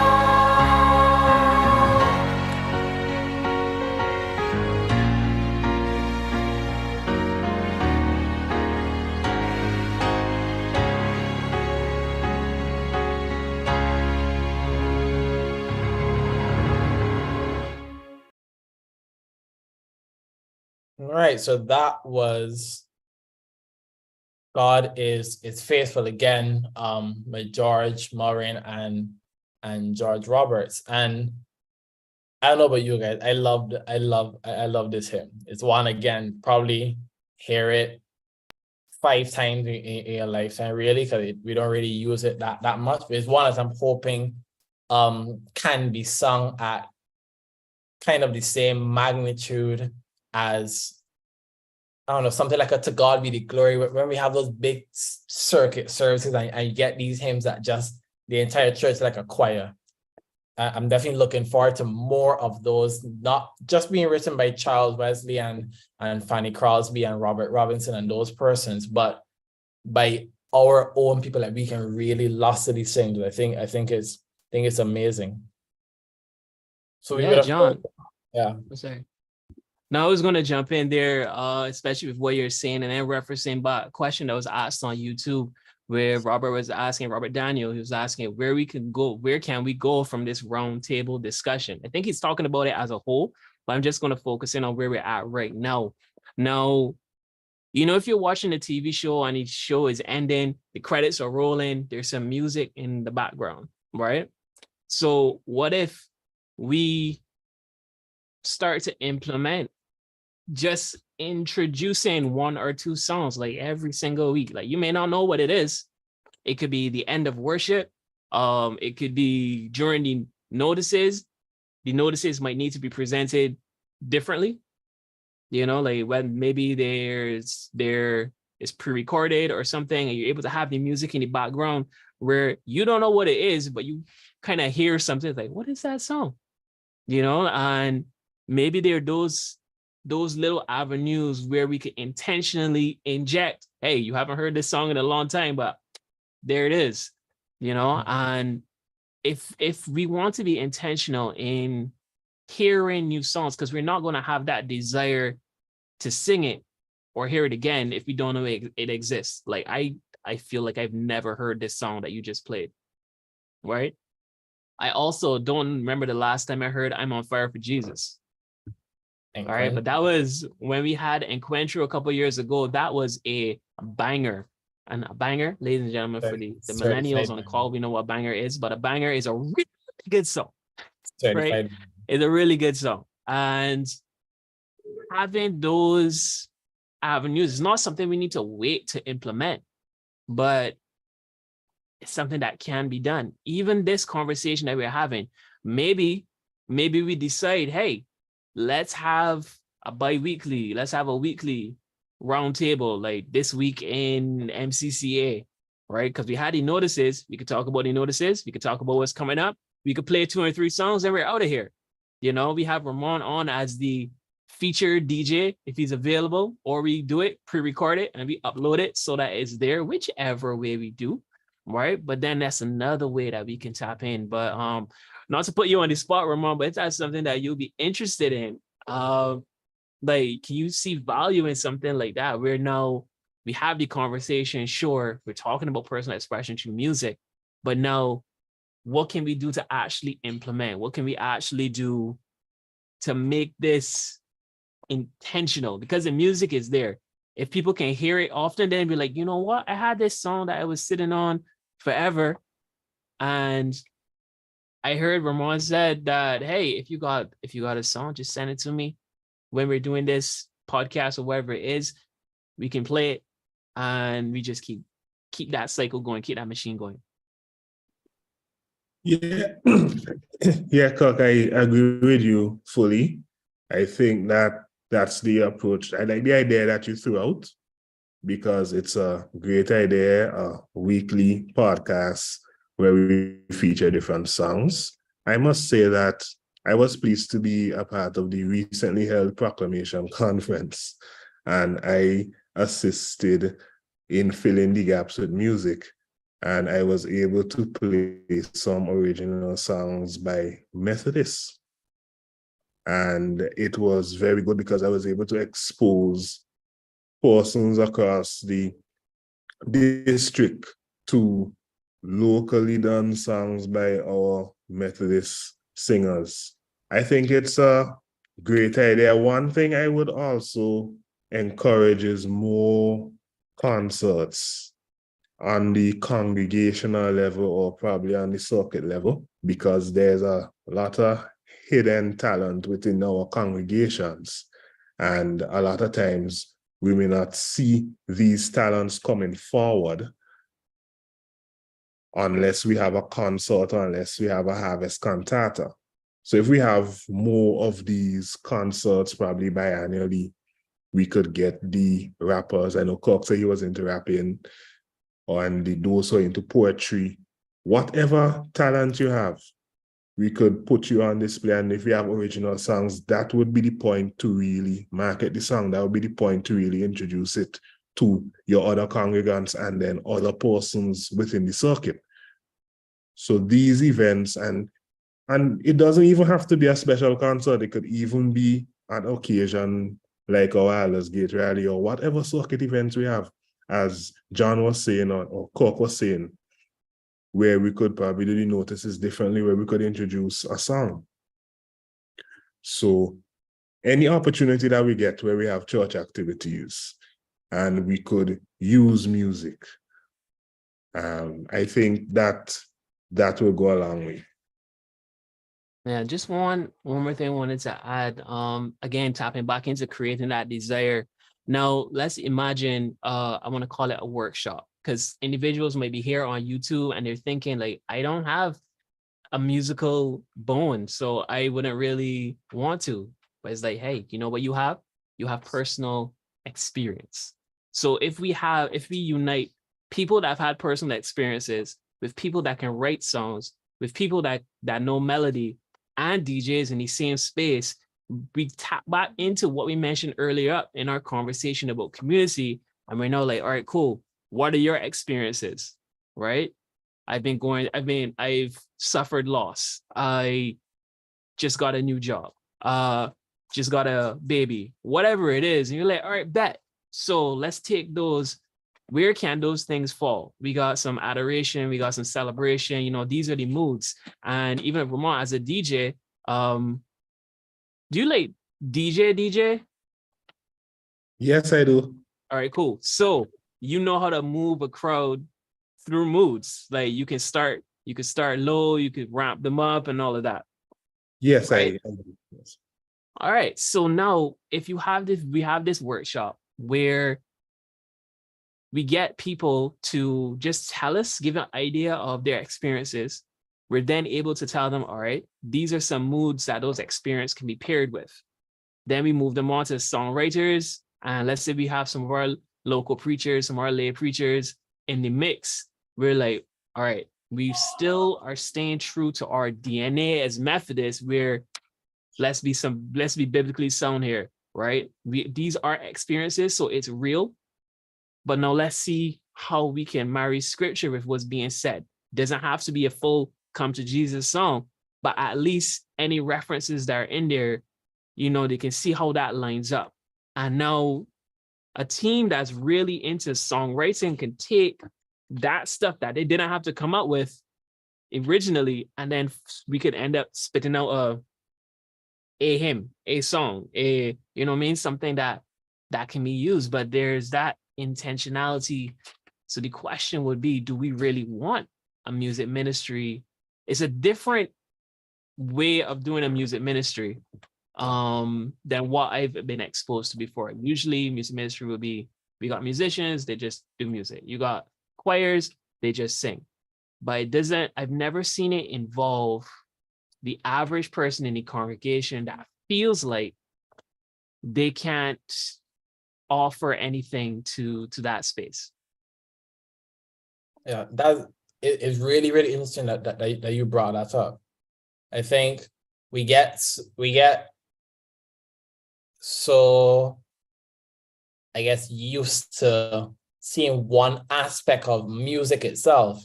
You know, it reminds me of almost the picture where you see one part of the iceberg and you think, oh, that's a wonderful iceberg, and then under the water there's just so much more.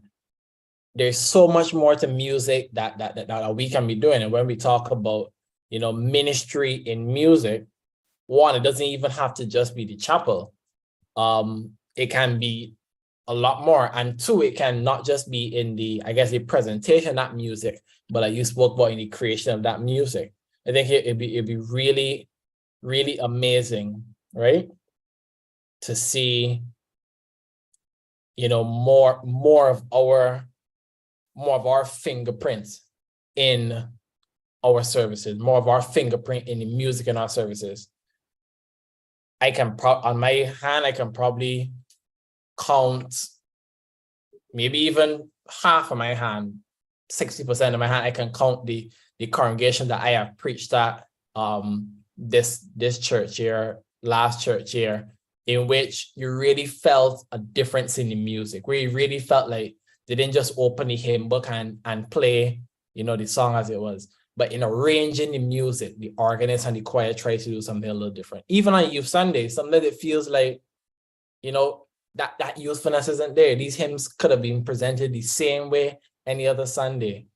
I think definitely it'd be amazing to see a lot more of that involvement in more aspects of the music, arranging music, composing music, just writing.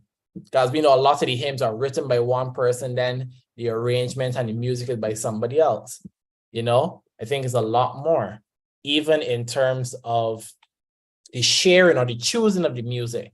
Yes, as a preacher, I definitely understand that you want a certain level of ownership over your service. You know, not every service they're going to be like, okay, plan everything, I'm going to just show up and preach. There's sometimes as a preacher where you want to do everything, you want it perfect. But I think that obviously there's that balance that we need to find. And once we find that balance in which the local lay persons ministering can have an active part in the selection of the music, the kind of mood that is created through the music, the vibe that is created through the music, along with still respecting the wishes of the minister, respecting the wishes of the preacher. So there's that nice gel. And I think once we find that balance, we'll see transformative worship experiences where it just feels Caribbean, where it feels like us. It feels like 2023, you know. We may not start to play some Metro booming beats with And Can It Be, but you know, we can add a bit more. One of my core memories from secondary school has to be drumming for sports. And we weren't playing drums, we were playing buckets and paint pans. Imagine a service where that is the accompaniment for, let's say we have like Emancipation Day coming up. So we have the Sunday before Emancipation Day. With the hymns, you have that kind of just drumming and you know, we get some buckets and some of that, some sticks and some iron, and you have the grater and the high hair pick. And listen, you all know, especially I guess the four of us here, you know how much vibes it is at a sports day when you have these makeshift instruments. Imagine that in a worship service where you have like 20 minutes of just our own songs played like that, expressed like that. Like that would be amazing. I think, again, going back to what can we do to create that culture, and you know, that is a big question we need to be asking ourselves. Going back to, again, what Robert said, coming out of what we do coming out of this roundtable. For anybody listening who is a music director, for anybody listening who is a minister or a local preacher, or anybody who leads a youth group, just anybody who has a contact for anybody in the church that you know has some influence of what happens, ask them that. How do we create a culture in this church, in Kingston, Chateaubelair, in Georgetown, Mount Cook, in Tobago, in St. Lucia, in James Street, Spike Song, in Bethel, in all these circuits across? How do we create that culture in which, especially our youth and young adults, since we're Sky, we focus on youth and young adults, where our youth and young adults can really express themselves in worship, and not just express themselves in the box that we look comfortable with, but express it a bit, you know? So sometimes you almost want persons in the church to complain. There's sometimes when the hymn's a little too fast, you know, somebody in the church come and complain about, oh, why y'all playing the hymns like that, yada yada. You know, I think we need to allow the Spirit to move in us, that if persons complain a little, so be it. But we know this is us using what God has given us, using that vision and that, I guess, that musical vision that He has given us, that level that we want to express ourselves. And I think if we can answer that question individually, each church, each preacher, each music director, each choir leader, if anybody can answer that question, how do we create that culture in which persons can truly express themselves through our music? I think, again, we're going to see wonderful, wonderful music and worship experiences. Is really going to transform what Sunday morning and rallies and everything feels like. I just had something really just come into my mind just now. Similar, you know, we have prayer requests, right? There would be services where people would ask if there are any prayer requests. When I'm going through something, one of the first things that I do is try to find a song that matches my mood. One of those first things. What if there were song requests? So still in the same vein, it's like, hey, what if there was a friend where it's like, look, I'm going through this. I don't know what to ask you to pray for, but this is what I'm feeling. Is there a song that I could probably listen to? And then you have individuals that have that mastery over these songs. You got like a Ramon, you'd be like, look, I got a song for you. I have listen to this song and then call your class leader, call someone in your, you know what I mean? Someone that you're cool with, call your minister and see how you feel about what you just listened to, right? And that's another way, that's another spin on the ministry now itself, where because of your understanding of the song, let's say the words and scriptural references, you are now actually assisting people, right? And I would love to see a space like that.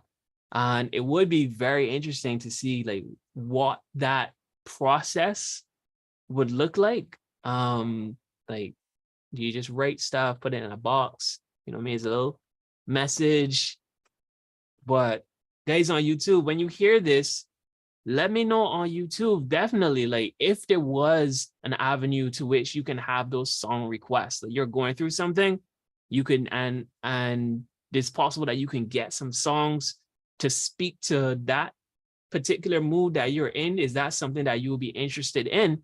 And we can see what we can then do, even coming out of this, where we have someone who actually knows a bit about music, knows a bunch of stuff about music, actually works within the gospel music world.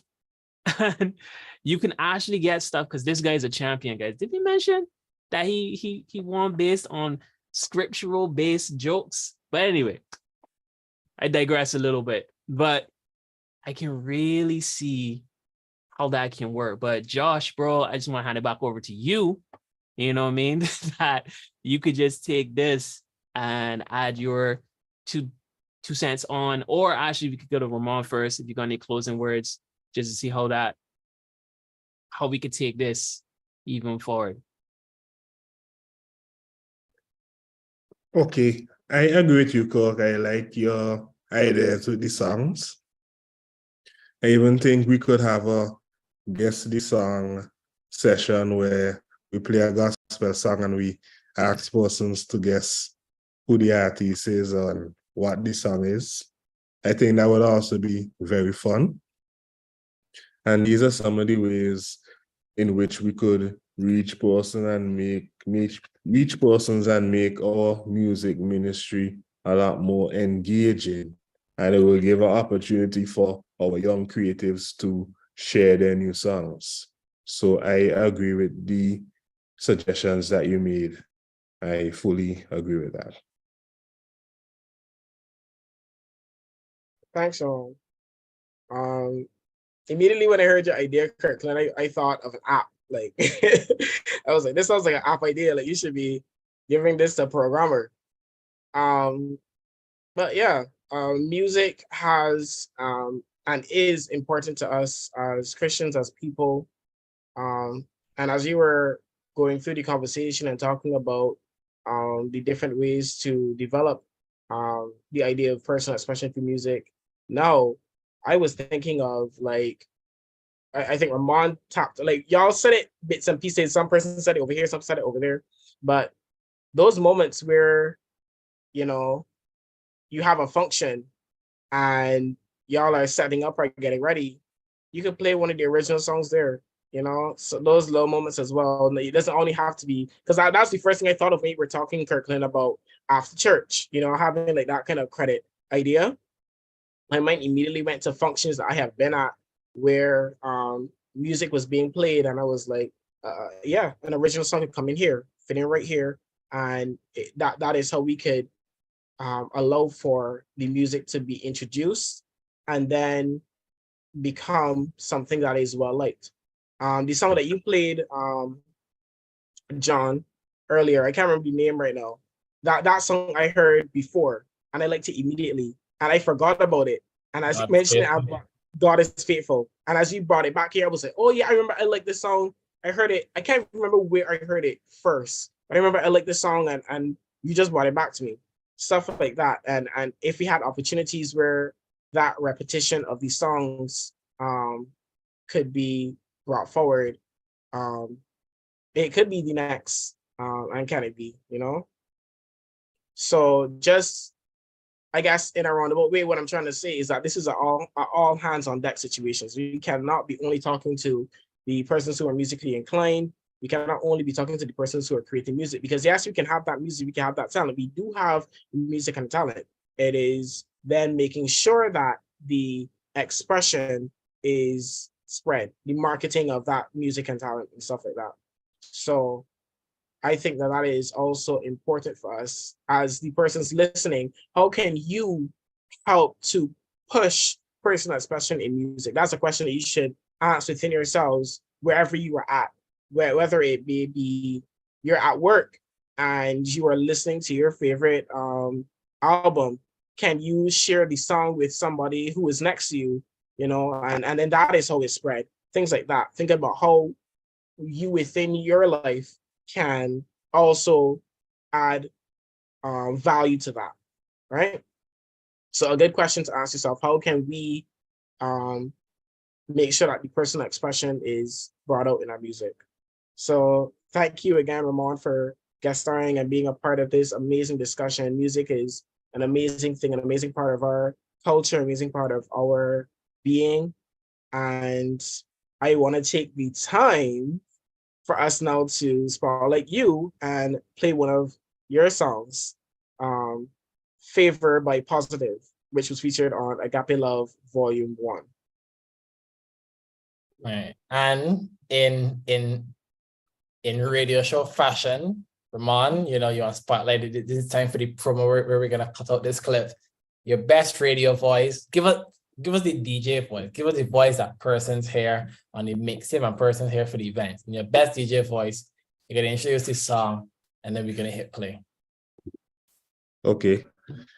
Good evening, everyone. So this song is called Favor by Positive, and it's featured on my mixtape, The Agape Love, Volume 1, available on SoundCloud and Mixcloud. Enjoy. Favor by Positive. Positive is a Trinidadian gospel artist.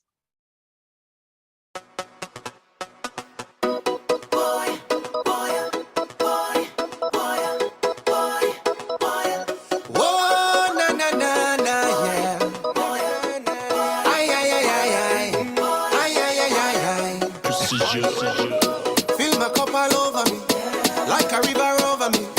Once I use them, it can't go wrong. Oh, na na na, yes. I just can't get over you.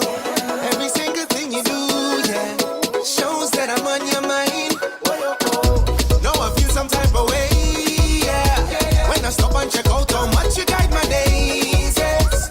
So me now, go-dum, if I know you, go-dum. Right now I'm feeling another song again. It's your favor over me. Got me feeling away. Guide me another day. It's your loving over me. Got me feeling away. Stay over me. It's your favor over the Stay over the Right now I could just fly. I feel I could fly. Running around from a night in mud, searching for the answer. But you're my problem solver. Solve all the problems I got here. So we smile inside the storms. If you ever keep the calm, yes. You make me a winner. Now I feel some type of way, yeah. When I stop and check out how much you guide my days, yes. So me now, go-dum, if I know you, go-dum. Right now I'm feeling another song again. It's your favor over me. Got me feeling away. Guide me another day. It's your loving over me. Got me feeling away. Stay over me. It's your favor over the Stay over the Right now I could just fly. I feel I could fly. I'm telling you. Before I step inside the room, my father sets the mood. It's divine intervention, yes, Lord. Now I feel some type of way, yeah. When I stop and check out how much you guide my days, yes. So me now, go-dum, if I know you, go-dum. Right now I'm feeling another song again. It's your favor over me. Got me feeling away. Guide me another day. It's your loving over me. Got me feeling away. Stay over me. It's your favor over me. Got me feeling away. Guide me another day. It's your loving over me. Got me feeling away. Stay over me. It's your favor over the Stay over the Right now I could just fly. I feel I could fly. Everywhere I go, everywhere I turn, everywhere I go, everywhere I turn,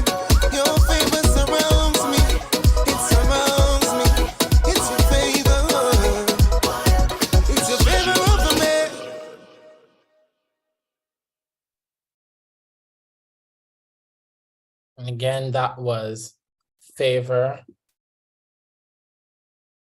Very positive. That was favor by positive. And we thank Ramon for that suggestion. And again, feel free to check out his mixtapes. I've listened to a couple of them, probably listened to what, five or six of them now. And Ramon would have been one of our DILTS participants. He would have shared at DILTS last year his mixtapes and his ministry. And I can tell you, it's really awesome. Check him out. If you ever think that you've discovered every Caribbean gospel artist, listen to Ramon's mixtape. You will find some hidden gem. You would find some unfound treasure. You'll find somebody that is going to open a new rabbit hole of great gospel music for you. And so we get into this time, we get into a very special time of the night. This is our last section. And so we're back with these three musketeers. And the three musketeers will lead you in this final section. This is top 10 time. Every good radio station, every good radio show has a top 10 list. And so this is our 2023 SCY Aldersgate top 10 list. And I'm hoping that next time we can add some more of the hymns that we would have heard from our own Caribbean people. There are, I think, 2 hymns on this list that are written by Caribbean authors, hoping that maybe next year that'll be 5 or 6. Really hoping that this top 10 list can explode. And so we're going to start with our number 10. Josh, I'm gonna ask you to introduce this one. We're gonna start at the bottom 10. And again, I want everyone to put in the chat your favorite. I know you guys would have put your favorite Charles Wesley hymns. I want you to also put some more of your favorite hymns, and we'll see how many of those end up being on our top 10 list. And so Josh, over to you to introduce our first entry on this 2023 SCY Aldersgate top 10 hymns. Starting at number 10, what do we have? So number 10, a song that we probably have heard multiple times before, a song with a simple message. I just want to follow Jesus. An amazing song. Let's hear it. Done by Grenada.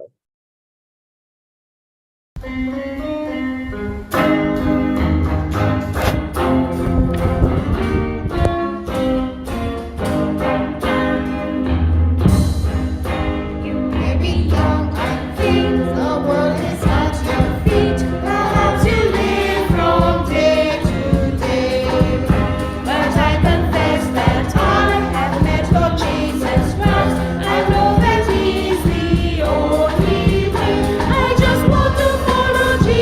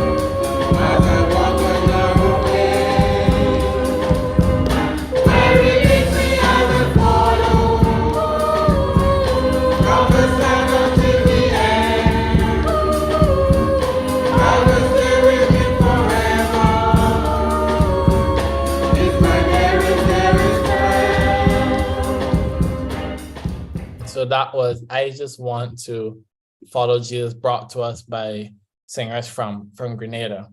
So that's our number 10. We're on to number 9, and this one will be done on an instrument which is very near and dear to us. It feels very, very, very Methodist, the organ.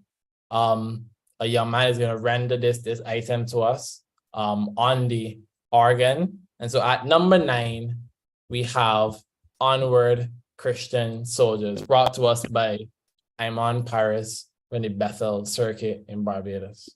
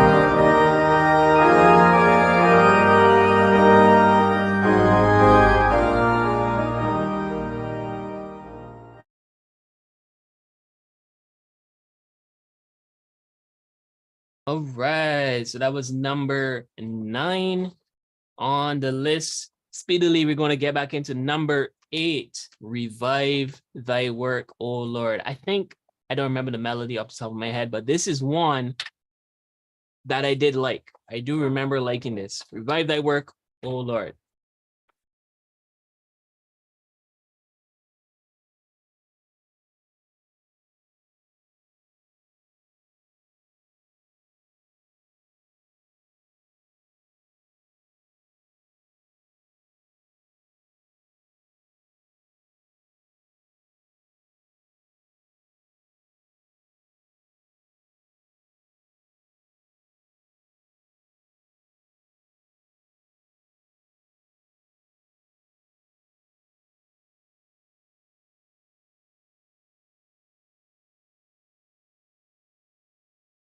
While we're getting that song together, YouTube family, you can go ahead, even as you are typing your favorite songs in the chat, like even think about the top 5. What do you think is making that top 5? But number 8, Revive Thy Work, O Lord.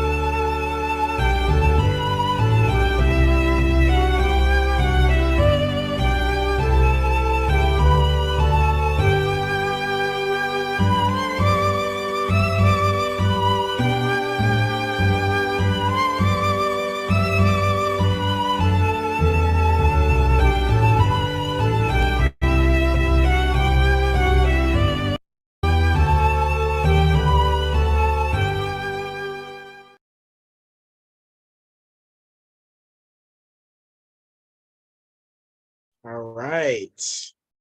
Rescue the perishing, care for the dying, snatch them in pity from sin and the grave. Weep for the errant one, lift up the fallen, tell them of Jesus, the mighty to save. That's right. Number 7 is rescue the perishing. This one is going to be performed by Georgetown Monk Cope. Rescue the Perishing by Georgetown Monk Cope.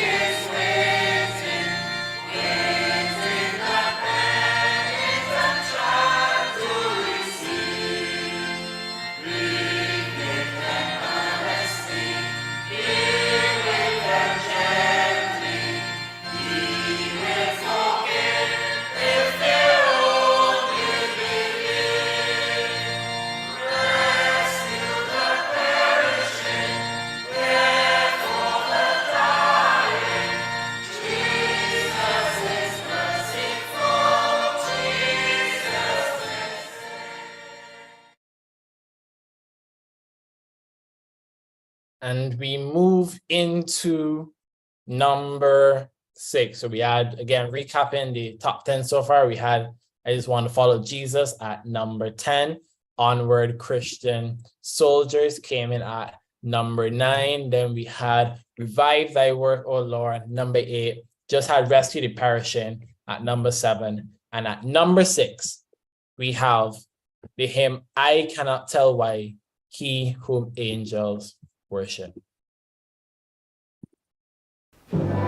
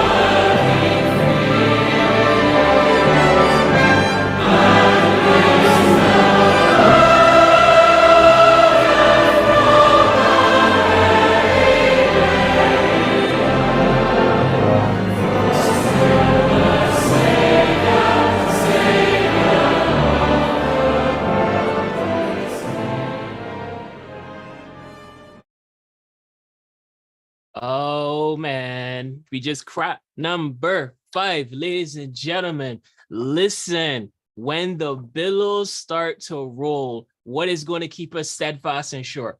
What is that thing that's going to keep us fastened to the rock?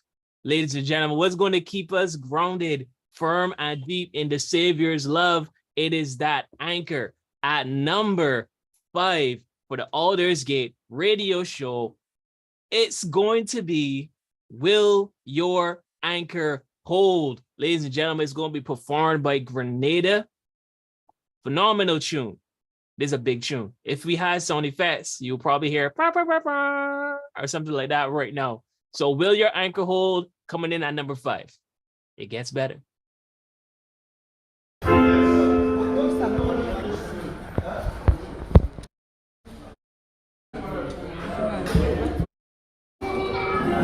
And the strong tides lift, and the cables shrink. Will your anchor drift or firmly lift? We have an anchor that keeps us home, steadfast and sure while the billows roll. Fastened to the rock which cannot hold, grounded firm and deep in the Savior's love. Will your anchor hold in the straits of flame, when the breakers roar and the reef is near, while the surges rage and the wild winds blow? Shall the angry waves let your path flow? We have an anchor that keeps us home, steadfast and sure while the billows roll. Fastened to the rock which cannot hold, grounded firm and deep in the Savior's love. Will your anchor hold in the floods of death, when the waters go to your latest breath?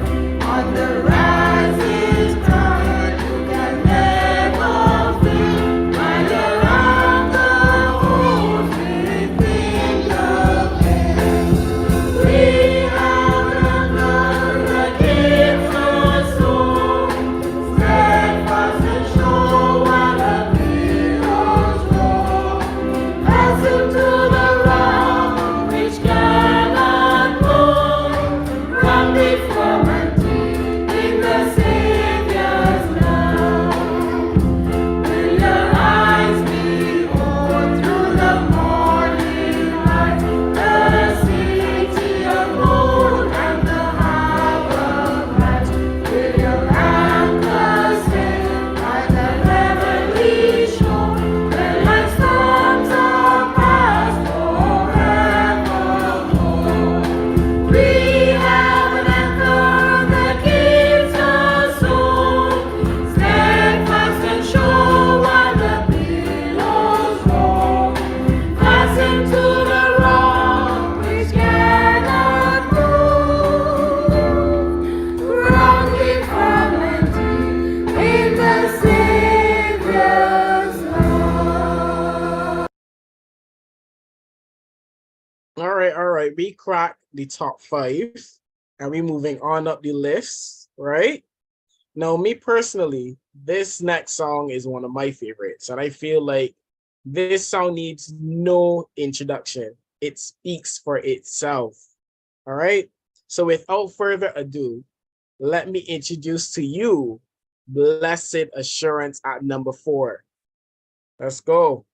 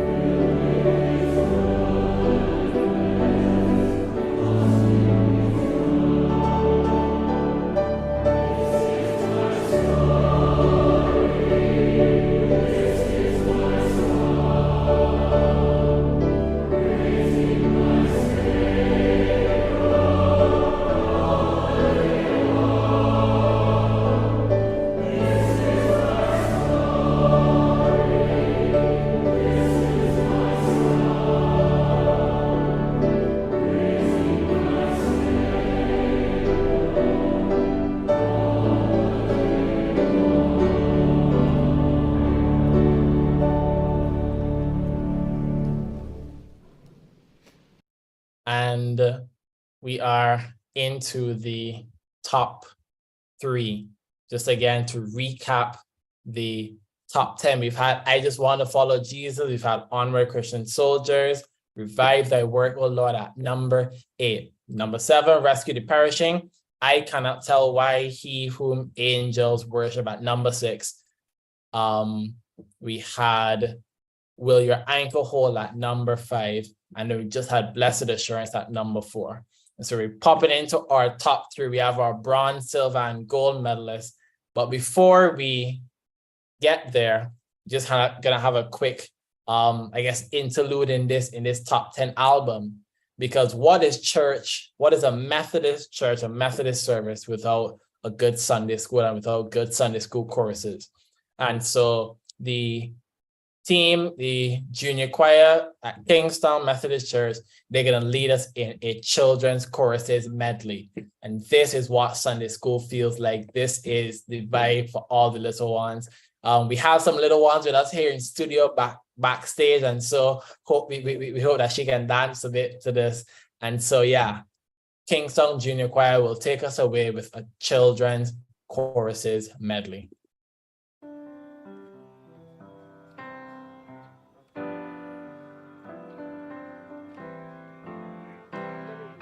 Jesus loves the little children, all the children of the world. Red and yellow, black and white, they are precious in His sight. Jesus loves the little children of the world.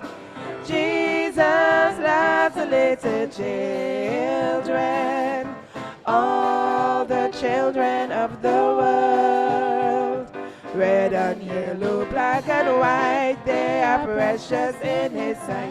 Jesus loves the little children of the world. It's bubbling, it's bubbling, it's bubbling in my soul. I'm singing, I'm shouting, since Jesus made me whole. Some folks can't understand it, but I can't keep it quiet. It's B-U-B-B-L-I-N-G, bubbling in my soul. It's bubbling, it's bubbling, it's bubbling in my soul. I'm singing, I'm shouting, since Jesus made me whole. Some folks can't understand it, but I can't keep it quiet. It's B-U-B-B-L-I-N-G, bubbling in my soul. I am a promise, I am a possibility, I am a promise. With a capital P, I am a great big bundle of potentiality. And I am learning to hear God's voice, and I am trying to make the right choice. I am a promise to be everything God wants me to be. I am a promise, I am a possibility, I am a promise. With a capital P, I am a great big bundle of potentiality. And I am learning to hear God's words, and I am trying to make the right choice. I am a promise to be everything God wants me to be. I am happy today, I am happy today with Jesus my Lord. I am happy today, He washes all my sins away, and that's why I'm happy today. I'm happy today, I'm happy today with Jesus my Lord. I am happy today, He washes all my sins away, and that's why I'm happy today. Father Abraham Abraham has many sons, as Father Abraham. I am one of them, and so are you. So let's just praise the Lord, right? And Father Abraham has many sons, as Father Abraham. I am one of them, and so are you.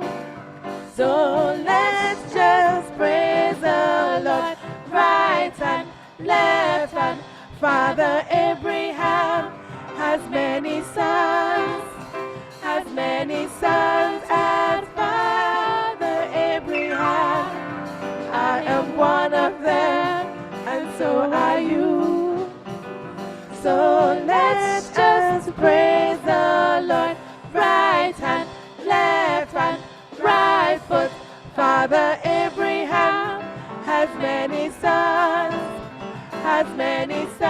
as Father Abraham. I am one of them, and so are you.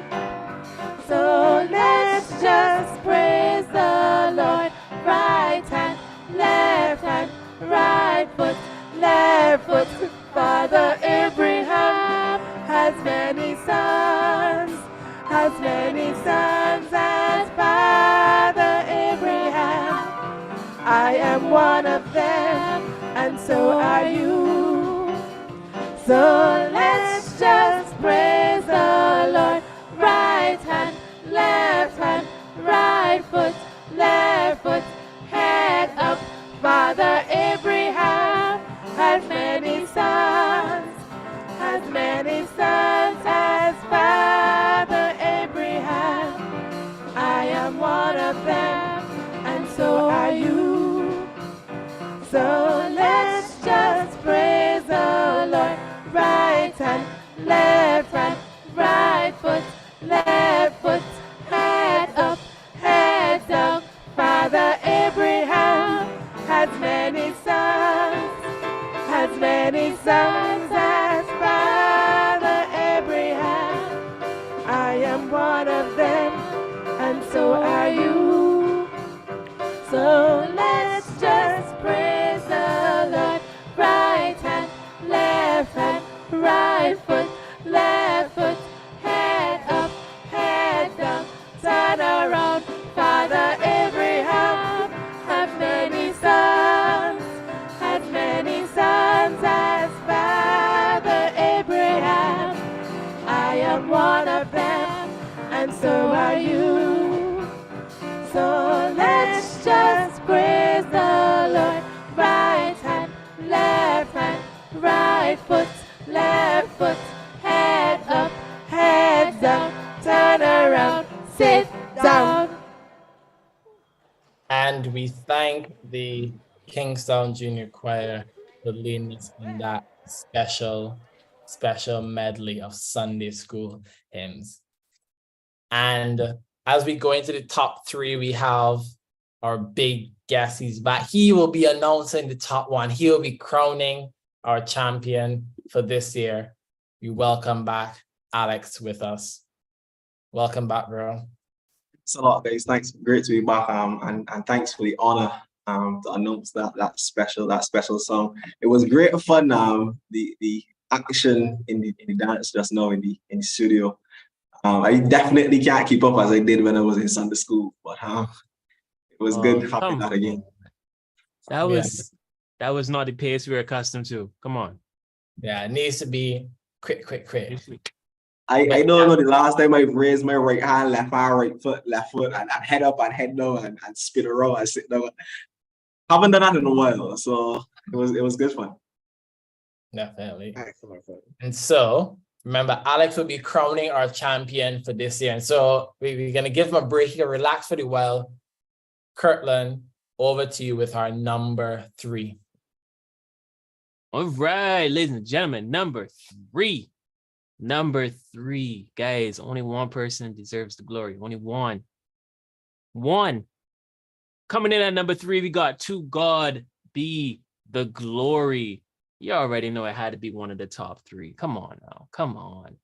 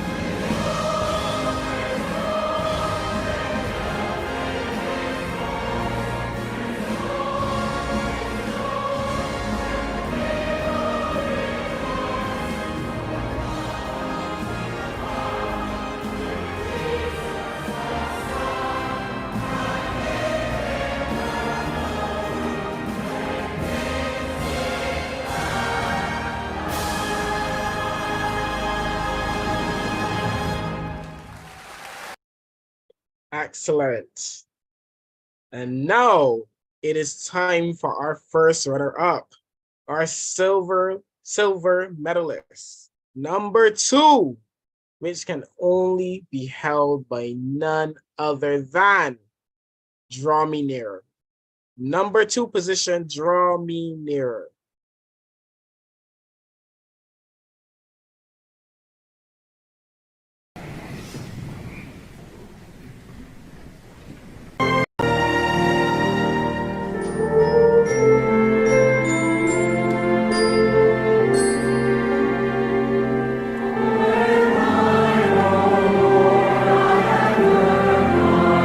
Voice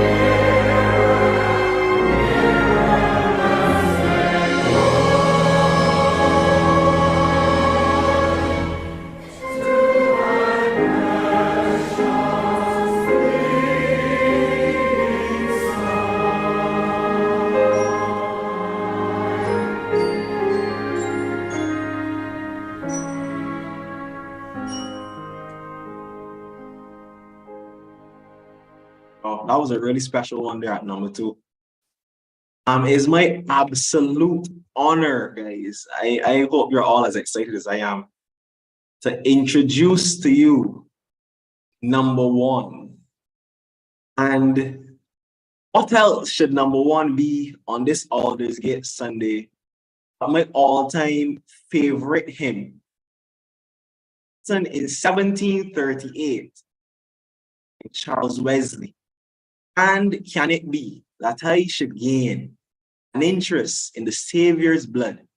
Died he for me who caused his pain, for me who him to death pursued. Amazing love, how can it be thou, my God, should die for me? My favorite hymn, number 1.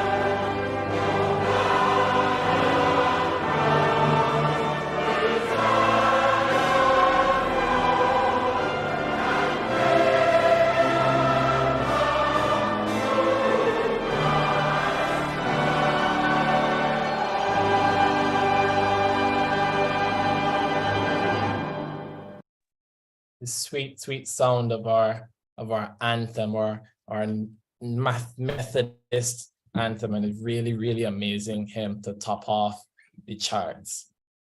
Now, you guys would be asking for the song. We have a special announcement about that. Like we would have said earlier,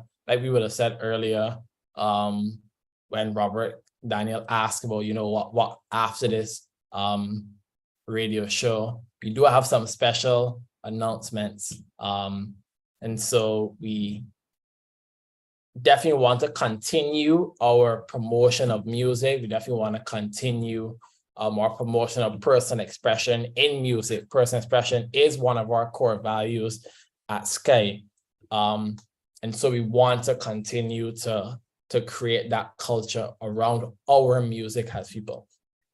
And so a catalog is going to be created using all the hymns, all the songs recorded by our people, those you would have heard, and some more that didn't make the playlist for this evening. So you'd have about 20, I think last time we checked the list, there were 32 hymns in all, including the Sunday school rally that Sunday school medley that you heard, including the one that's going to come next, one that I'm sure not anybody would have guessed would have been played today, including God is Faithful, including a lot of our own songs and hymns. We have a Christmas medley that's going to be added to it. We have a harvest medley and an Easter/Good Friday medley that's going to be added to it. A lot of great things to look forward to in the release of the catalog. The catalog will be released later this week. And so just subscribe to the SCY newsletter to get kind of early access to that. But it'll also be sent around to all of the circuits. So you'll be able to reach out to your superintendent or reach out to your music directors once they get that. And you're free to use the hymns, our own recordings from our people. It'd be really wonderful if we can have some kind of online service and you get all this stuff recorded and sung by our people. That is really amazing. And so before we kind of leave you with one last tune as we exit, one kind of outro track you can say, Josh, Kirkland, Alex, and to the rest of our guests and our co-hosts, again, our Ubuntu community, we're happy to have them come out for us. And we're really, really grateful for our guests, Alex as well, Reverend Tuinuku and Ramon, for who were able to come through. Just some more thank you to our bishop. Saw that he was in earlier, and really grateful for the support that he has given to us, really helping us and allowing us to create these kind of innovative ways to celebrate our Methodist culture, to celebrate our church as youth and adults. Really happy for the support he has been giving to us. Shout out also to the superintendents in the circuits that would have sent in their recordings. Really grateful for their support in rallying their people and getting things done. Kingston, Chateaubriand, and Georgetown, Monco, for sure. Since last year when we were going to do something for Aldersgate, they had their stuff recorded and ready to go. We're really happy that they can start this evening. Kick started it off, and they get to end it off as the Georgetown Monco Joint Senior Choir will sing that outro song. Again, you can type in the chat what you think it is. I'm not going to tell you as yet. If you can guess it, we'll have to ship you some praise, because that would be one heck of a guess. But hugs. We ship you some hugs. We'll send some hugs, definitely. And so Josh, Kirkland, Alex, any last words for the YouTube people, for the land? It's great being here, man. It's been a really special evening, and I really enjoyed this. Thanks for coming out and spending the evening with us. I hope that we have blessed you. As I've been reading the comments on the YouTube page, continue to bless you as you go through the rest of the year, through your week. May God continue to give you strength and just the energy to go through it. What I would say is let's really, really start implementing for sure. So as you listen to this song, if you're experiencing any emotions, whatever they may be, let's put in place where we start sending you guys some music to match your mood. All right. So let's put that in place. So anything you're feeling, just drop that in the chat. If it's joy, frustration, excitement, whatever it is, you put it in there.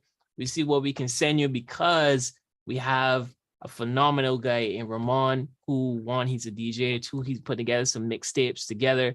So let's get this music circulating, all right, so that we all have an ear for it. And we also create that desire to hear more, to create more, and have more. So this Aldersgate radio show, as we hand it back over to John to pull up that final song to take us out as we just break that 9:30 mark. Ladies and gentlemen, I hope you are prepared. I hope you are ready. One last song. These next 4 minutes or so are really going to start to shape what tomorrow is going to look like. All right, so John, play that. So we have, with our outro track, brought to us by amazing people in the Georgetown Mount Court Circuit, their joint senior choir. Let's This go. is Black Up.